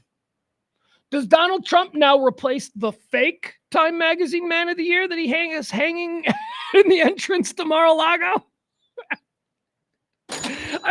reason it bothers me that I think he certainly deserves to be Times Man of the Year. I mean, it makes total sense to me. But at Mar-a-Lago, when you walk in, there is a gigantic framed Time magazine cover from like the mid-'80s announcing Donald Trump Times Man of the Year. And it's the first thing you see when you walk into Mar-a-Lago. And he was never Time Magazine's Man of the Year. He just wants people to think that he was. So he had that up there. And now he's actually going to be Time Magazine's Man of the Year. So again, the question is, do you replace the lying one? I know he doesn't lie. Sorry, Barney. I know he doesn't lie. But do you replace the lying one? Or do you leave it up and you just like, yeah, it happened twice. See? That's what he's going to do. He's going to double down. When people are like, yeah, but you weren't Man of the Year in 1984. It was actually Menachem Begin. You're lying. Fake news. Look, if I wasn't then, why did they make me again? He's going to do that argument. People are going to be like, when he makes that argument with Trump, people are just going to be like, yeah, okay, you make sense. You know why? Just because we're all done with it. We're all done like arguing with the nonsense. We're all just like, yeah, okay, that makes perfect sense. I guess it wasn't Menachem Begin in 1984. It was you. And the proof that it was you back then is that they made it you again in 2024. And why would they make it you in 2024 if you weren't worthy? And oh my God, my head hurts. But good for him. Good for him. All right, let's keep going. Trump is Time Magazine's Man of the Year. Hannah Kobayashi's been found. God. Hannah Kobayashi, we haven't talked about her in over a week, but Hannah Kobayashi was somebody we talked about for a couple of weeks. She was a woman from Hawaii who was flying to visit her aunt in New York, upstate New York, like Albany, I think, or something.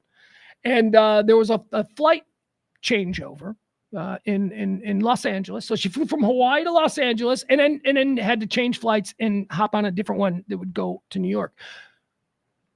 She didn't get on that second flight. And for weeks, we're like, she didn't get on the flight. And then there's like this video of her walking through the airport and like, she didn't get on the flight. And it was just very weird. She didn't get on the flight. So we're all like, what do you mean she didn't get on the flight? Well, this morning I'm reading this article and now they're all like, yeah, she missed her flight. It was just, she simply missed her flight. You didn't know that back then? You didn't know, you were just like, she missed it for some mysterious reason. Okay, she missed her flight. That happens. She missed her flight. She had a day to kill in Los Angeles. And so she decided to go bumming around. She sent some weird text. I guess she thinks that her family was mad at her for missing the flight. Family politics. Aunt Grace is going to be angry. She waited up now she's got to wait an extra day. Oh my God, she's at the air. It's going to be like that. And so she probably didn't want to deal with that. So she sent some text like, some text that alarmed them because now she's in a bad mood. Because she's just doing her thing. She's an artsy girl from Hawaii. She's a photographer. She's also a theater girl. I wondered about that. I was like, is she a failed theater girl who is now doing photography? Yep, she's an actress. A wannabe actress. Hannah Kobayashi turned photographer. So she just didn't want to put up with all of that. And by the way, the other interesting thing, and I think this had something to do with it, her boyfriend, she was supposed to be going to New York to visit her aunt with her boyfriend. And her boyfriend bought tickets. And then you buy tickets 6 months ahead of time. And in those 6 months, her and her boyfriend broke up. And the boyfriend was still on the flight. The boyfriend's like, yeah, I still got tickets to New York. I'm going to hang out with my boys. So he was on the flight. I think she I shouldn't say I think it's been reported that she didn't know he was going. So that may have led to her kind of freaking out a little bit. I don't want to be on that flight with him. Like she didn't want to, maybe that was it. So she ended up bumming around Los Angeles, cuts her family off because she just wanted to disappear. I just can't take it. I had to be on a flight with my ex-boyfriend. I just can't take it. So she decided to just, she walked into Mexico. We saw that last week. We're like, oh, so she's alive? And she just went to Mexico on her own. Great. Because she just couldn't. She just couldn't with her family anymore. Well, there's one member of a family that she doesn't have to because that's her father, and her father killed himself while searching for his missing daughter. The father came to Los Angeles about 3 weeks into this whole mess, came to Los Angeles, frantically began searching, held a couple of press conferences, met with everybody, got no good news, and ended up jumping off a hotel building. Dad killed himself because Hannah just can't. Because Hannah just, you know what, people, just leave me alone. Well, she's fine. She was found. She is willingly living in Mexico. She just wanted to disappear. She didn't use her phone to check in with anybody because she didn't want to be a part of the digital footprint. She's one of these. Hana Kobayashi's missing Hawaii woman whose disappearance prompted a massive nationwide search is found safe. But I'd like to have been there when they told her about Dad. Hey, did you hear about Dad? Yeah. Did you hear what happened? Hey, he went looking for you. He was so heartbroken. He thought you were kidnapped and dead because you just couldn't. He thought you were dead. So he killed himself. Now your dad's dead. Dad's dead because of you. Cool stunt, Hannah. Cool stunt. So angry. Kobayashi vanished last month in Los Angeles. She missed her connecting flights and planned to explore the city the next day, but subsequent text messages to her family and an inability to then reach her subsequently alarmed them so much that they reported her missing.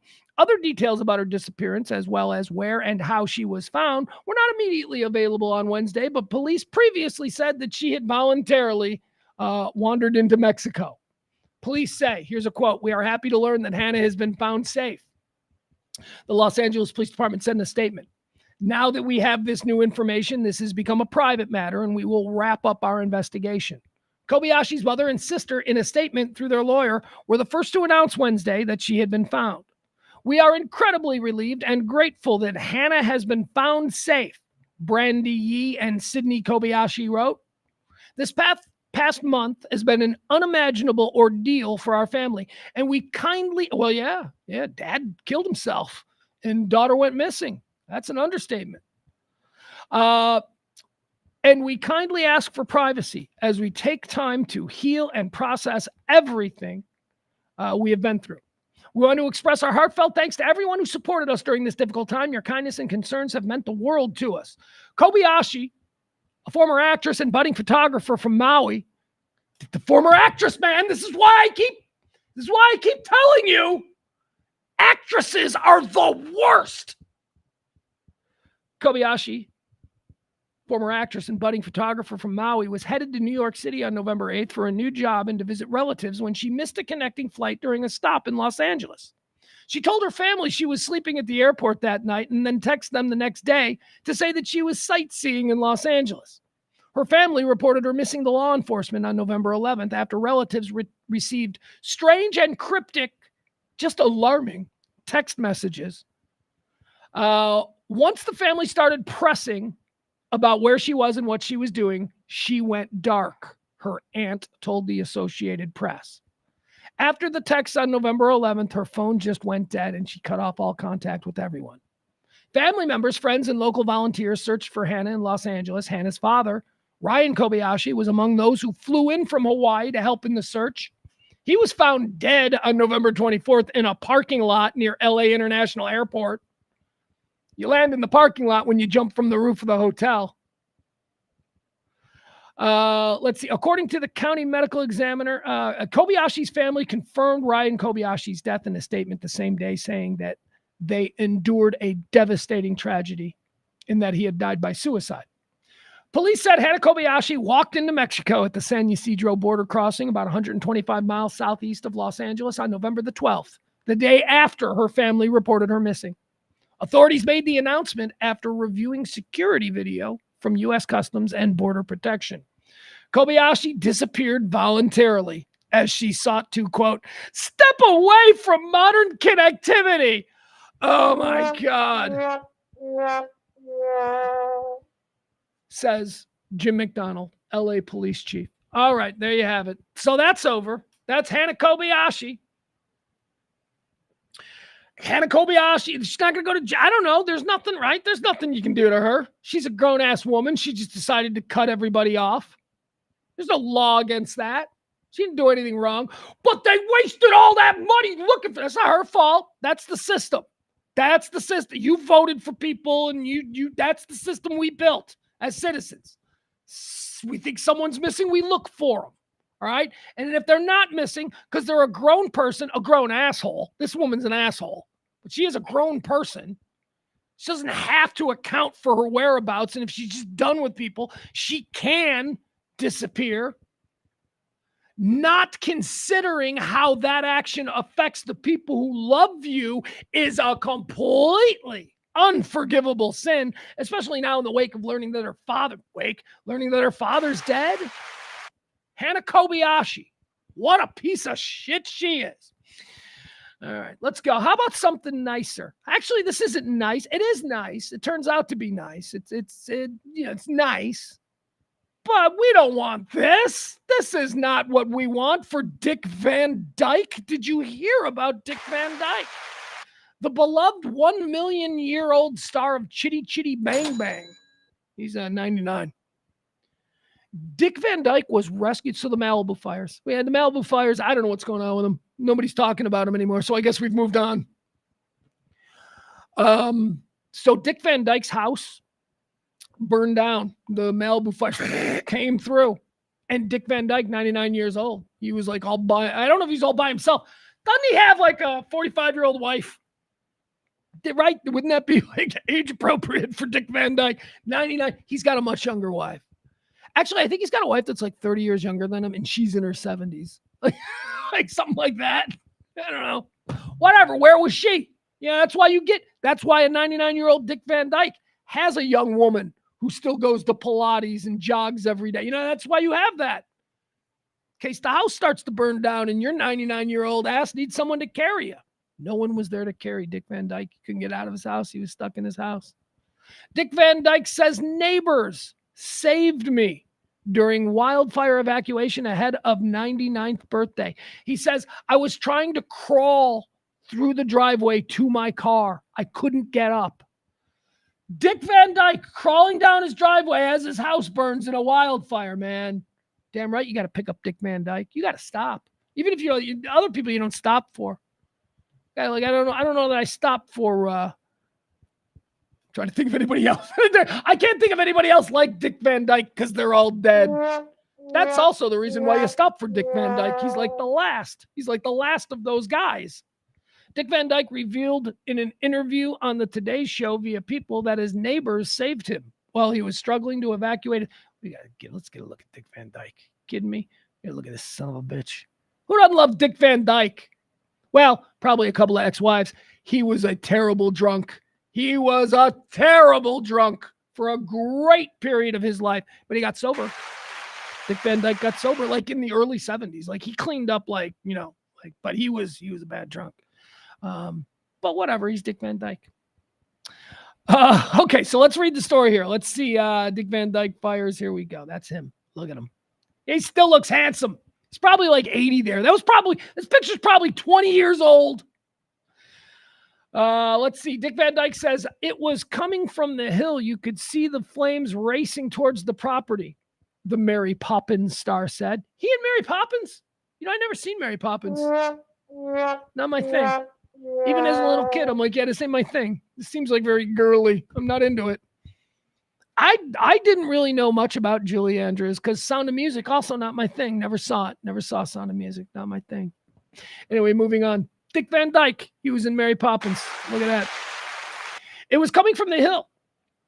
You could see it, the Mary Poppins star said. And my God, we got out of there. I was trying to crawl to the car. I had exhausted myself. I had laid down in the driveway and couldn't get up. 3 neighbors came and carried me out and came back and put out the little fires that had started near the guest house. They saved me. Okay, so apparently his house didn't completely burn down, but he shit the bed. He shit the bed anyway. He can't even make it down his driveway. He's like, yeah, the guest house started on fire and got like 15 steps in my driveway and had to lay down because I'm 100. That's too bad. All right, good for him. We're glad. We are happy that Dick Van Dyke is still alive. He didn't burn up in a fire. That's no way to go at 99. That is not how. You don't live 99 years on this planet to burn to death.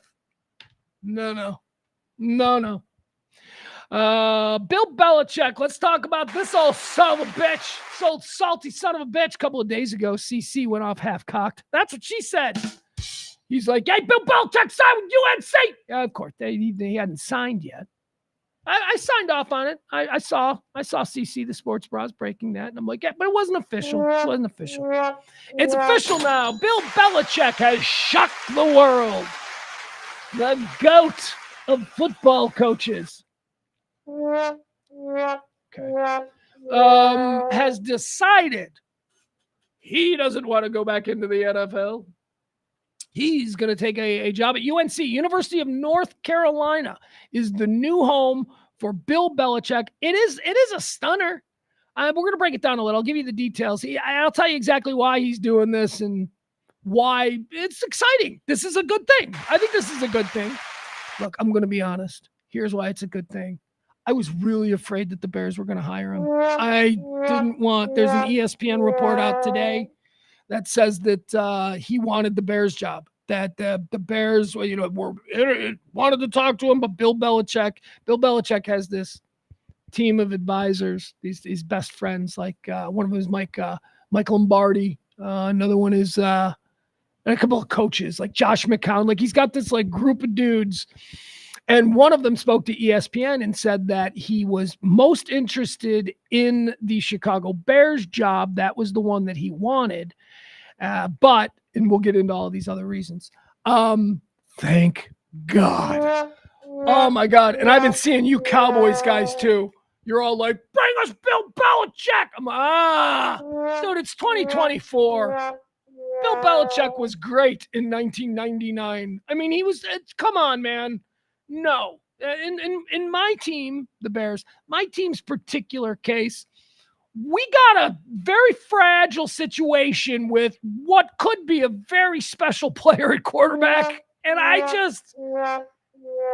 don't want I don't want Bill Belichick. So anyway, I'm very pleased that Bill Belichick is going to the University of North Carolina.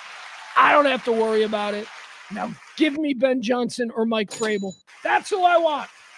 Bill Belichick is set to become the head football coach at North Carolina in a stunner. Bill Belichick's going back to school. 72-year-old coach. By the way, they got rid of Mac Brown. They got younger. They needed a younger coach. Mac Brown was 73. Bill Belichick is 72. And they got younger.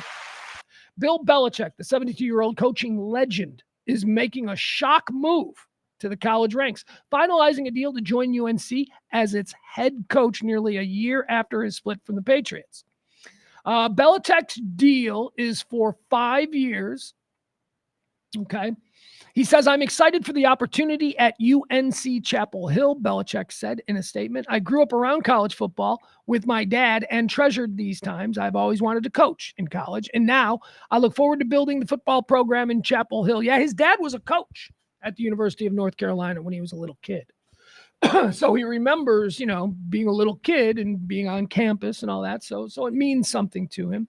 All right, so let's talk a little bit about why this happened. Why is Bill Belichick going into college? And I think it's a brilliant move for him. It would, if I cared about Bill Belichick, and I don't, but if I did care about Bill Belichick and I was in his life and we're thinking about preserving legacy and all that kind of stuff, here's what I know about Bill Belichick. He is widely considered to be the greatest professional football coach in history. He doesn't have Don Shula's record. They're saying that was probably a draw, why he would want to come back and maybe coach another couple of years. He's 15 NFL football victories away from being the winningest coach of all time. That might mean a lot to some people. Maybe it doesn't mean a lot to him. But that's what he's given up. But I think the issue here is that, and I don't think the NFL market was as frothing over the idea of Bill Belichick as maybe the media thought it was, or maybe even Bill himself thought it was. And here's why. I don't know that the league has gone through a change. The NFL has gone through a change in the last couple of years. Look around the league. Look at the general managers. Look at the people who are, calling the shots for all of these teams. They're all younger now. They're all younger. It's very diverse. I mean, there was a time 5 years ago, I saw this thing 5 years ago. There were 2 upper NFL management, general managers or team presidents who were black guys. Now there's like 15. And it's like spread out across the league. So it's a little bit of a different thing with new generational power structures at the general manager level in the NFL. And I don't know how many of these 38, 40, 42-year-old NFL general managers want to cede all of their power and influence to the incoming new head coach, Bill Belichick, because that's almost a requirement. Bill Belichick doesn't come in and answer to a 40-year-old general manager. Bill Belichick wants a direct line to the owner of the team and was thinking that he would probably get that. I think that was a big problem for a lot of teams. I think it was a real big problem for the Chicago Bears, who have multiple levels now. Ryan Poles as their general manager and Kevin Warren as their president, who probably didn't want to cede their rank in the pecking order to Bill Belichick. Because Bill Belichick's going to come in and he's instantly going to be the most important person in the franchise, irregardless of who your team president is or your general. So I think that is a real problem, that this new sort, and again, this is just within the last 10, 15 years that NFL front offices have really changed the way they look. It used to be a bunch of like 70 and 80-year-old guys, white guys. Hey, here's what we're going to do. It's not that anymore. It's younger people. It's different energy. And I think that Bill Belichick found very early on that there wasn't the whole, everybody give him a meeting. Every team that needs a coach is they'd be dumb if they didn't. You're not going to pick Bill Belichick's brain at a time like this. But I think maybe he was starting to realize that, maybe my time has passed in the NFL and I'm just a really old man coach and it's a young man's league. So who knows? Now, so what does he do? Because he's got the 25-year-old girlfriend or whatever, and he's not an old man. He's not. People of his age, he's 72 years old. 72 is not old anymore. It is aged, but it's not old. It's a mature grown man. We're living to be 100. Dick Van Dyke is 99 years old. He's just survived a fire. He's probably going to live another 5 years. We're living much older. 72 was really old when everybody died at 80. People don't die at 80 anymore. Everybody makes it into their 90s and mid. So, he's got stuff he wants to do. People don't retire. People used to retire at 65. I met a woman the other day who was 66, and I'm like, I would date her. In a different time, you could that'd be like retirement age. And I'm like, wow, we're younger. We're living longer. So a 72-year-old Bill Belichick isn't the ancient thing that I think of. But to a 38-year-old general manager, he probably is. So now we're back to Bill, and what's he doing? He's like, his best friend in the whole world is Saban. Nick Saban's his best friend, and they have this crazy little competitive thing. I think that without Bill Belichick probably didn't want to go back to the NFL unless he could completely write his ticket and pick whatever team he wanted to go to. When it became apparent that wasn't going to be the case, he started to think of other things to occupy his time. And I really do believe that Bill Belichick, although is giving up on the idea of becoming the NFL's winningest coach, Shula is going to remain 15 wins ahead of him. He's giving up on that, but maybe he just wants to solidify his position as the greatest football coach ever by winning a national championship. And if you don't think that Bill Belichick can win a national championship at UNC within the next 5 years, you're nuts. Because with the whole new way that college football is, players are going to want to come to play with Bill Belichick. Bill Belichick ain't going to sit in anyone's living room. That's what they're saying. Oh, Bill Belichick got a recruit? No, he's not. But he might send Gronk to go hang out in your living room. He might send Randy Moss to go hang out. No, trust me, he doesn't need to do that. Bill Belichick is the magnet. Okay, Bill Belichick doesn't have to do the things that other college football coaches do. Also, we're talking about NIL. Now, NIL is how these players are making money. Players make money by being at schools that have a profile, a national profile preferably, because a national profile allows for national endorsements, which is exponentially bigger than being the dude who shills for the local car dealership in Athens, Georgia. Hey, I'm backup quarterback for the Georgia Dogs, and you need to come on down to Clem Haskins Buick in outside Austin or you know what I mean? That kid probably makes $5,000 for that. Hey, that's good $5,000. But national programs, they do Campbell Soup commercials that air during the Super Bowl. They do Dr. Pepper commercials, that air during those are the endorsements that make big money, and those endorsements come from players who play in high-profile programs. Bill Belichick just made, for at least next year, University of North Carolina the most high-profile college football program in America. That is going to be undeniable. I'm not saying that they're going to be ranked or anything. I don't know. They might be in the top 25. I don't know. But every sports reporter, every pundit, every commentator are going to be talking about everything Bill Belichick does down there at the University of North Carolina. That used to be a basketball school. It could very easily become a football school if Bill Belichick wins a national championship. And he can. Players are going to want to play for him because he's going to be a guy that's going to bring a lot of NIL money because of the profile that he lends to the team. I'm just glad he's out of the NFL. All right, Bill Belichick. That's my Belichick rant. I also don't like the guy. I don't like him. I don't like him. I acknowledge, I'm able to work on multiple levels. I acknowledge that he's a great coach.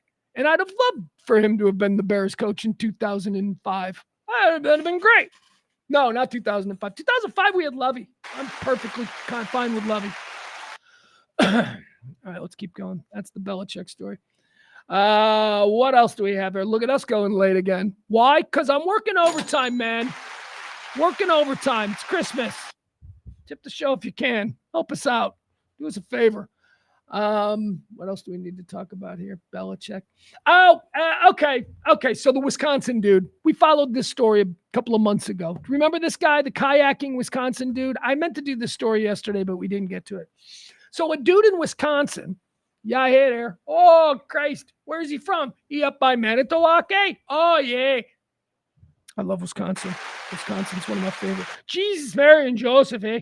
That is, I know he sounds Canadian. It's also Wisconsin, yeah, hey. Wisconsin doesn't do A like Canada. They do Yahé. Yahé. What are you doing over there, Yahé? Hey there. What are you doing? That's Wisconsin. That's how you.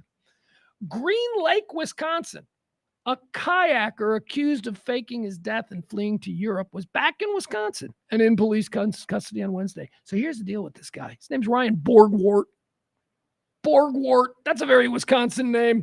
Ryan Borgwart from Manitowoc, Wisconsin. According to court records, Ryan Borgwart, 45, was booked into the Green Lake County Jail late Tuesday afternoon. Green Lake County Sheriff Mark Podol confirmed Wednesday morning that Borgwart returned to the U.S. on his own after apparently faking his death and fleeing to Eastern Europe. What an incredible companion story to the Hana Kobayashi stuff that we just went through. Incredible. Two people, whole world looking for him. Very different stories, but also, they're equally infuriating. So this guy, Ryan Borgwart, married, had kids, lived in Wisconsin, hated his life, decided he wanted a completely new life. I've made a big mistake. That's a running gag from Arrested Development. At some point in every season, somebody does something wrong, and then they look in the camera and go, I've made a big mistake. Anyway, Ryan Borgwart realized he didn't like his wife. He hated his kids. They all suck. He's one of those guys. So he's like, I got a plan. I'm going to kill myself, and I'm going to leave with some insurance money. And then I'm going to move to Prague, or wherever the hell it is that he went in Eastern Europe. I'm going to go move over there because I met some hot chick online, and she's like some, Eastern European. Yeah. This dude met an Eastern European hot chick online, and he thought it was going to be a life-changing love affair. So he left his wife, faked his death. Oh, the death was great. He chose a lake in Wisconsin. He chose the deepest lake in Wisconsin to go out kayaking. He calls his wife. She's like, hey, baby, I'm going out kayaking. He goes out kayaking, finds the deepest part of the lake. He overturns the boat, swims to shore, goes back to the car, pulls out an electric bike. Ding, ding, ding, ding, ding, ding, ding, ding. Fully charged electric bike. Pulls out the electric bike out of the trunk. Leaves the car in the overturned kayak in the deepest part of the lake. Oh, obviously he fell over. Obviously he's dead. He rides 70 miles through the Wisconsin Northwoods to Madison on an electric bike. Oh my God. This is straight out of the way. I mean, if you're familiar with Wisconsin, it's 70 miles of through the woods, just like wine on an electric bike. Where he got to Madison, apparently just chucked the electric bike. Got to Madison, got on a bus, went to Detroit. Got on another bus from Detroit into Toronto. From Toronto, he went to the airport where he boarded a flight to Eastern Europe, where he's been for a long time. Now, apparently he didn't do a really good job because from the get-go, people were like, he ain't dead. Nah, he left kind of a trail. So for the last couple of months, they've known he's over there and he's been talking to police. He's like, yeah, I'm here. Yeah, I'm alive. Sorry you looked for me and wasted all that money, but yeah, it didn't really work out with the girl. Imagine that. I come all the way over here and turns out, one, she's a dude, and two, not even that attractive. So he came home finally. They talked him into coming home. He's in trouble. This guy's in trouble because he faked his death. Like he intentionally perpetrated a fraud that was financially beneficial to he and his family because there's an insurance policy. I don't know if they ever paid because I think, again, from the very beginning, they were like, but he is being charged that there is a reason to hold him. Unlike Hana Kobayashi, who we were talking about, the girl from Hawaii who just decided that I just can't with my family and I'm just going to disappear. You know, she did that. That was different. Dad ended up killing himself over her little dramatic theater girl bitch fit. But this guy was like, yeah, but screw my wife and kids. But yeah, I kind of feel bad about it because I'm from Wisconsin. Because I'll tell you this about people from Wisconsin. No matter what kind of nonsense they get into, they's good people. They are good people. So he felt a little bad about it. So he had the insurance. He's like, yeah, I'm going to set him up with some insurance. Bogwart went missing on August 12th while kayaking in Green Lake, about 50 miles northeast of Wisconsin Dells. Hey, shout out for the Dells. Me and my boy, we love the Dells.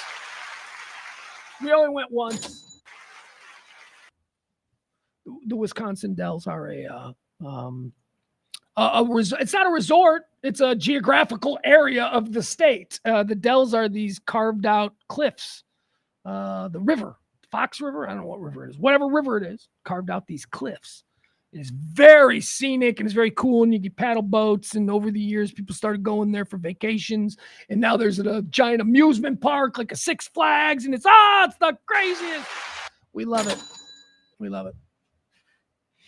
Let's see. Bogwart went missing on the 12th. He was about 50 miles northeast of the Dells. Crews spent 54 days searching Green Lake, which is more than 200 feet deep at points. They were expecting to find his body. No body was ever found, but investigators did find evidence that Bogwart had moved money into a foreign account and that he had ended up in Europe. All right, let's look at this guy. We gotta get rid of this. Nope, gotta get rid of that. Don't want that.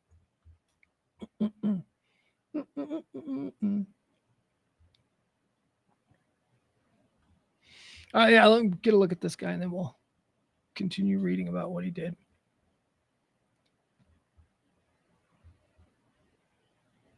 There he is. Look at him. Look at him. Not a great picture. A little too big. A little too big. Gotta make it smaller. Well, there he is. All right. There he is. Old Ryan Bogwart.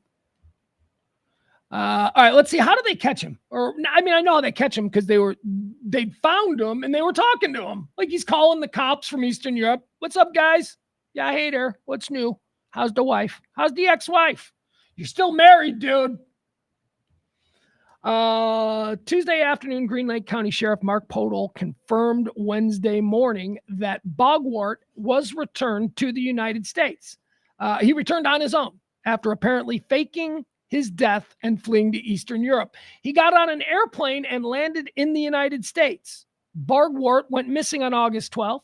No body was ever found, but investigators did find evidence that he had moved money into foreign accounts in Europe. Podol said last month that Borgward had admitted to staging his disappearance by overturning his kayak and then paddling back to shore in a child-sized inflatable boat. Oh, I missed that part. I thought he swam. He's out there in the kayak, and he's also got a blow-up inflatable boat. So he's okay. I like. Then riding his e-bike to a bus station, busing from Detroit to Canada, and then flying to Europe. Podol said investigators discovered in early October that Borgward had entered Canada a day after his disappearance. He synced his laptop to the cloud a few days earlier, swapped out his hard drive, and cleared his search history. Authorities also determined that Borgward had taken out $375 in life insurance for his family back in January, transferred money into a foreign bank, set up a new email address, and purchased airline cards. Sheriff said that Borgward had been in contact with a woman living in Uzbekistan. Ooh, an Uzbeki bitch. They's the worst. There it is. We'll stop there. That's what it's all about. It's all about some hot Uzbeki chick who's just working them from the very beginning. But look at him. He's just like a big, dumb Wisconsin guy.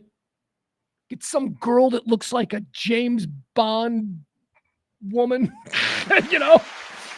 with a Russian accent. And he's like, all right, I'm leaving Wisconsin. I'm going to be Uzbeki or bust. There he goes. All right. So he's back. So the dude in Wisconsin's back. Hannah Kobayashi's back. Luigi Maserati has been caught. And of course, we got drones. We got no answers for the drones. Let's keep going. Don Jr. Let's talk about Don Jr. It's a funny story. Don Jr. sort of, so remember he was with that Kimberly Guilfoyle chick? I don't understand this woman. Kimberly Guilfoyle used to be super hot. She used to be super hot when she was a liberal. She was a super hot liberal, San Francisco, progressive, married to Gavin Newsom. Yeah. Kimberly Guilfoyle. Like arch-right MAGA, crazy lady, hanging out with Don Jr. Yeah, she used to be like liberal, married to Gavin Newsom. She was hot. Oh my God, was she hot? Well, something happened, and I think she turned 40, and sometimes it doesn't work out well. And she went a little bit. She overcorrected. She turned 40. She overcorrected. She started getting copious amounts of plastic surgery, and now she's just a hideous freak bitch. I'm sorry.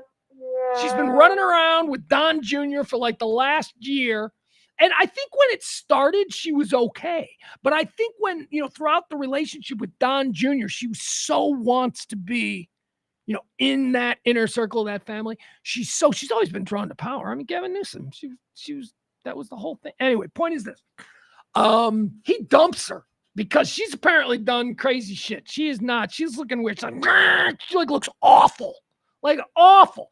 And she's so beautiful. Like she was beautiful. She's, you know what? If she had just handled it better. I say this a lot with Madonna. Madonna didn't handle aging right. But Madonna should have been, more natural about it. There are women out there who have aged perfect. Helen Mirren. Helen Mirren is a great example. Meryl Streep. It's a great example. Demi Moore. Demi Moore is back in the spotlight. I'm seeing Demi Moore everywhere. Demi Moore is like 60. And you know what? She's aging great. She is aging great. Not Kimberly Guilfoyle. So anyway, Don Jr. dumped her, and now he's with like some 28-year-old socialite who's a smoke show. I mean, there's no way. Don Jr. was totally embarrassed by... Well, all right, here, let's show you some pictures of her. Don Jr. was totally embarrassed of her. Maybe not in the beginning, because in the beginning she was kind of hot. All right, that ain't going to work. But she did some things, man. I'm very, because again, here we go. This is another gorgeous Irish woman. I mean, look, first of all, it doesn't get more Irish than Guilfoyle. I mean, that's like super. We talk about Jennifer Connelly being like the most beautiful Irish woman. Well, there was a period of time where Kimberly Guilfoyle was certainly in that conversation. Oh my God, look at this. So Don gets out of it. Because, his dad had, his dad said something. His dad's like, she's looking pretty rough, son. And that was a bridge too far for Don Jr. He's like, oh, shit. Got to get a hotter one. She just too much with the plastic surgery. Look at this. Look at that. She's just like not good. Not good. Bad makeup. Look at this. This is so bad. She did that thing where she's like, I'm getting rid of my eyebrows forever and just going to get them tattooed on so I can look like Groucho forever. Yeah, not good. Ugh. Bad plastic. All right, let's go. Let's show what she used to be, though. Let's show her in the Gavin Newsom years. Yeah, let's do that. Oh, wait. Did she have a Victoria's Secrets layout? Nah, that ain't her. Those are just...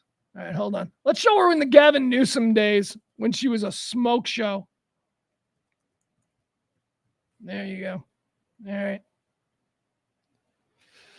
All right. Boom, boom, boom. Hold on. All right, so there they are back when they were married. Look at her. She's like beautiful. She's 28. Look at her. Look at her looking at him like, I'm such a liberal and I love you. Look at her. She looks good. She looks good there. Good smile. She's beautiful. She is a beautiful woman. Look at her. Oh, my God. Beautiful. Ah! See what? Ah! There you go. Look at that. That's bad plastic surgery. That is a woman that is not aging well. Kimberly Guilfoyle got dumped by Don Jr. They were engaged.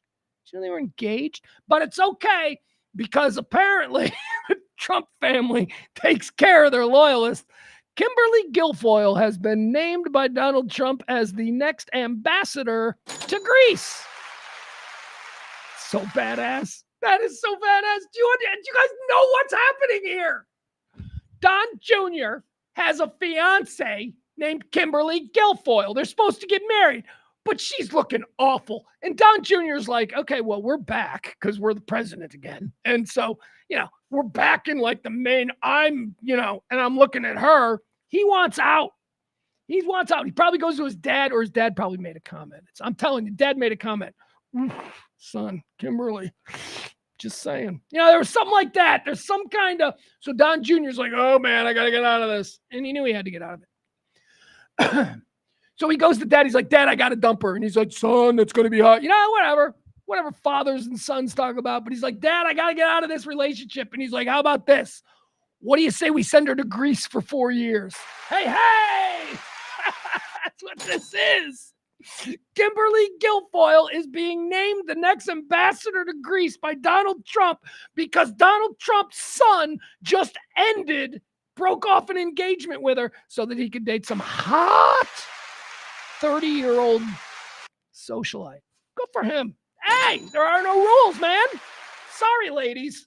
There are no rules anymore. It's perfectly normal for husbands now. I mean, before it was always looked at side eye, like, really? He dumped his wife when she turned 40? No, that's fine now. We're doing that now. We're all doing it.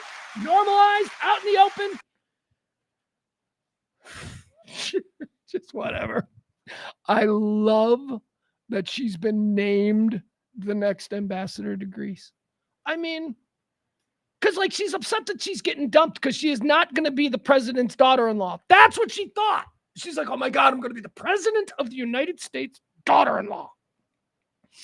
And then they're like, nah, you know what? That's not going to happen for you. But here's what we're going to do. We're going to send you to Greece. How about being an ambassador? And Don doesn't have to deal with her like Don Jr. Don Jr. is now going to be free to live his life out and open in the American press with his new hot little blonde girlfriend from West Palm Beach, right? He's fine. Why? Because the girl that he doesn't want showing up places, making it weird, like Don Jr. Like, come on, you'd have to imagine if Don Jr.'s got a new girlfriend, he's going to show up at MAGA events where Kimberly Guilfoyle, it's going to be weird, right? So how do we fix that? Send her to Greece for 4 years.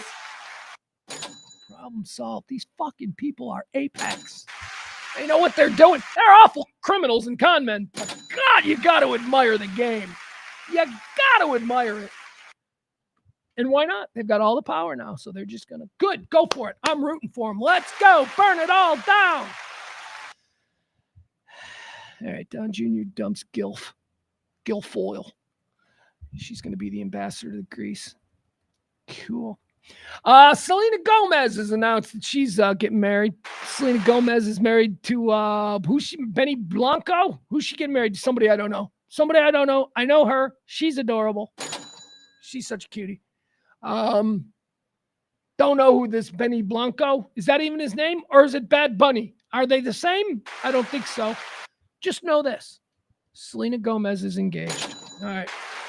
Oh, here's something interesting we can talk about. So, one of my favorite books, back from the man, I used to like. There were a whole bunch of Gen X books, Generation X. That book, that book is where the term Generation X comes from. Shampoo Planet was another great one. American Psycho is probably the Bible of the Gen X literati. Bret Easton Ellis, big player in Gen X, big, Less Than Zero, American Psycho, all of that stuff. Anyway, we're all familiar with the American Psycho film, starring Christian Bale. God, that's like 20-something years old, right? I mean, the original American Psycho, which was so great. So great. That dissertation on Phil Collins' post-Genesis work with an accent, with a focus on Sussudio. Oh, what a great speech from Patrick Bateman. That's a great movie. American Psycho is a perfect movie. It's not a perfect movie. I shouldn't say that. The only perfect movie ever made was Strangelove. It's a very good movie. And it's a movie, American Psycho, which interestingly enough has sort of maintained its presence generationally. My 15-year-old son knows all about Patrick Bateman. He knows all about American Psycho. He's seen the movie. So it's one of those movies that has found a certain zone where it will exist forever. And because it's found this zone, it isn't seen by future generations as being an old-timey movie. There's a reason that young men especially are still being drawn to American Psycho. Great film. Great film. They're remaking it. Now, don't get yourself in a huff, because when I read this and I'm like, oh, they're remaking American Psycho. When I read this, I'm like, ugh. But then I actually read more, and that's not true. They're not remaking the Christian Bale American Psycho film from, I don't know what, 2000, 2001, somewhere like there, 99 maybe. I don't know. They're not remaking that film.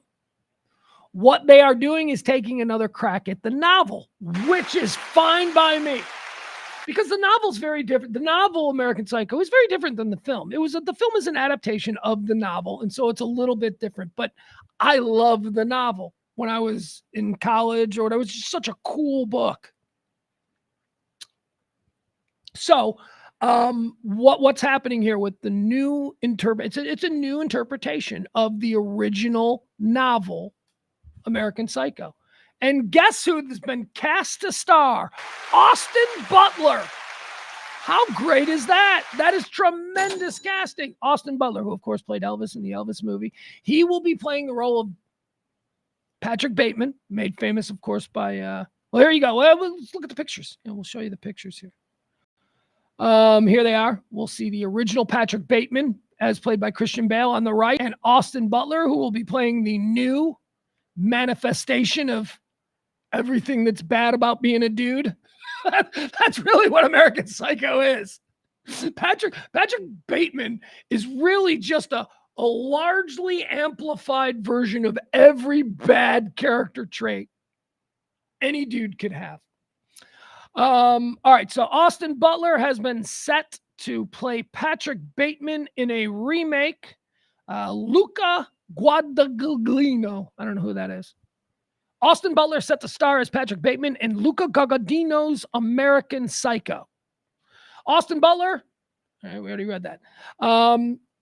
Austin Butler is set to star in Luca Guadagnino's new interpretation of the book American Psycho by Bret Easton Ellis. while there had been rumors that Jacob Elordi was being eyed to play Patrick Bateman, that casting didn't come to pass. Elordi and Butler have something in common, however, having both played very different versions of Elvis in movies by Sofia Coppola, Priscilla, and by Baz Luhrmann, Elvis. The film, which features a script by Scott Z. Burns, will not be a remake of the 2000 film, but a new adaptation of a novel, which I expect to be very different from the film, because the film was very different from the novel. And having read the novel, it's one of those rare situations where you read the book and you love the book, and then you see the movie and you recognize very little from the book in the movie, yet you still love the movie. That's why I'm very interested in this, because you could take another crack at interpreting the book American Psycho. That would not look, I mean, it's going to look similar, of course, but it's not going to look the way it was shot with Christian Bale. Anyway, very excited. One of my favorite movies, a top 15 movie of my life, American Psycho. So I'll be in line. I'll see that one. Probably not the Metroplex. Let's see, what else do we have here? Why was this allowed to happen? What is that? Hold on. Yeah, I don't know if I want to go into this. I don't know if I want to go into that. We don't need to go into that. All right, here's what we'll do. We're going to leave. Actually, we won't leave on that. We're going to show you this. This happened in Victoria, Texas yesterday. Did you see this plane? This is horrifying, you guys. This is why I always say take nothing for granted. The people that you love, the people that you know you will miss, tell them. Be in the moment with these people. Take nothing for granted, because your next breath could be your last. I'm in a building here. It's probably got gas being piped into it. And, you know, these things sometimes just explode. I could be walking out to my car and something could fall off an airplane. Kill me. Big chunk of poop. Dead. Poop aside. Right there on the street. I could be, look, we're human beings. Your next breath could be followed by a brain aneurysm. Take nothing for granted. Live your life every moment. Here is an example out of Victoria, Texas. And I got to be honest, I'm coming into this ignorant. I don't want to know. I didn't look. I didn't find another story. I didn't go like, well, I wonder what the end result of that was. I don't want to know. I think it's probably bad. If it's not, wonderful. But I'm just going to use this as an example of how we should not take any moment that we are given on this earth for granted. Victoria, Texas yesterday. This is an airplane experiencing some trouble, so it has to land on a road.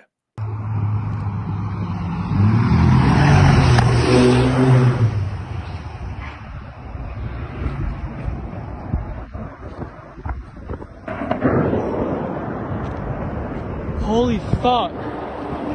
Okay, I don't know if you heard that, but that was an intersection. There was a four-way stop there. There were some red lights, and the plane had to land here on what looks like an access road. The plane landed and slammed right into the intersection. Let's watch this one more time. This is how precarious life is.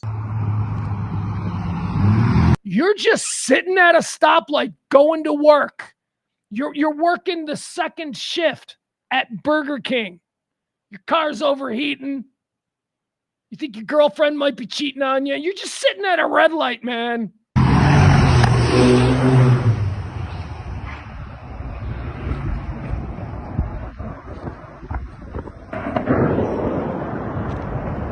Holy fuck.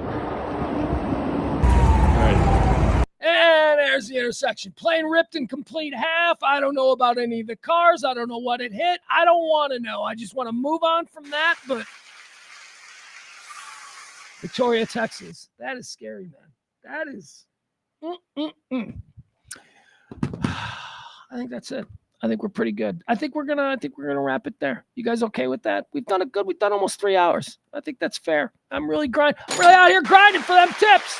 Support the show if you can. Drop a little something. Show me your Christmas spirit. If you like this kind of talk radio, the kind that doesn't rely on any political partisanship, isn't going to tell you that you're the devil because you didn't vote for the same person as me. We're not going to do that.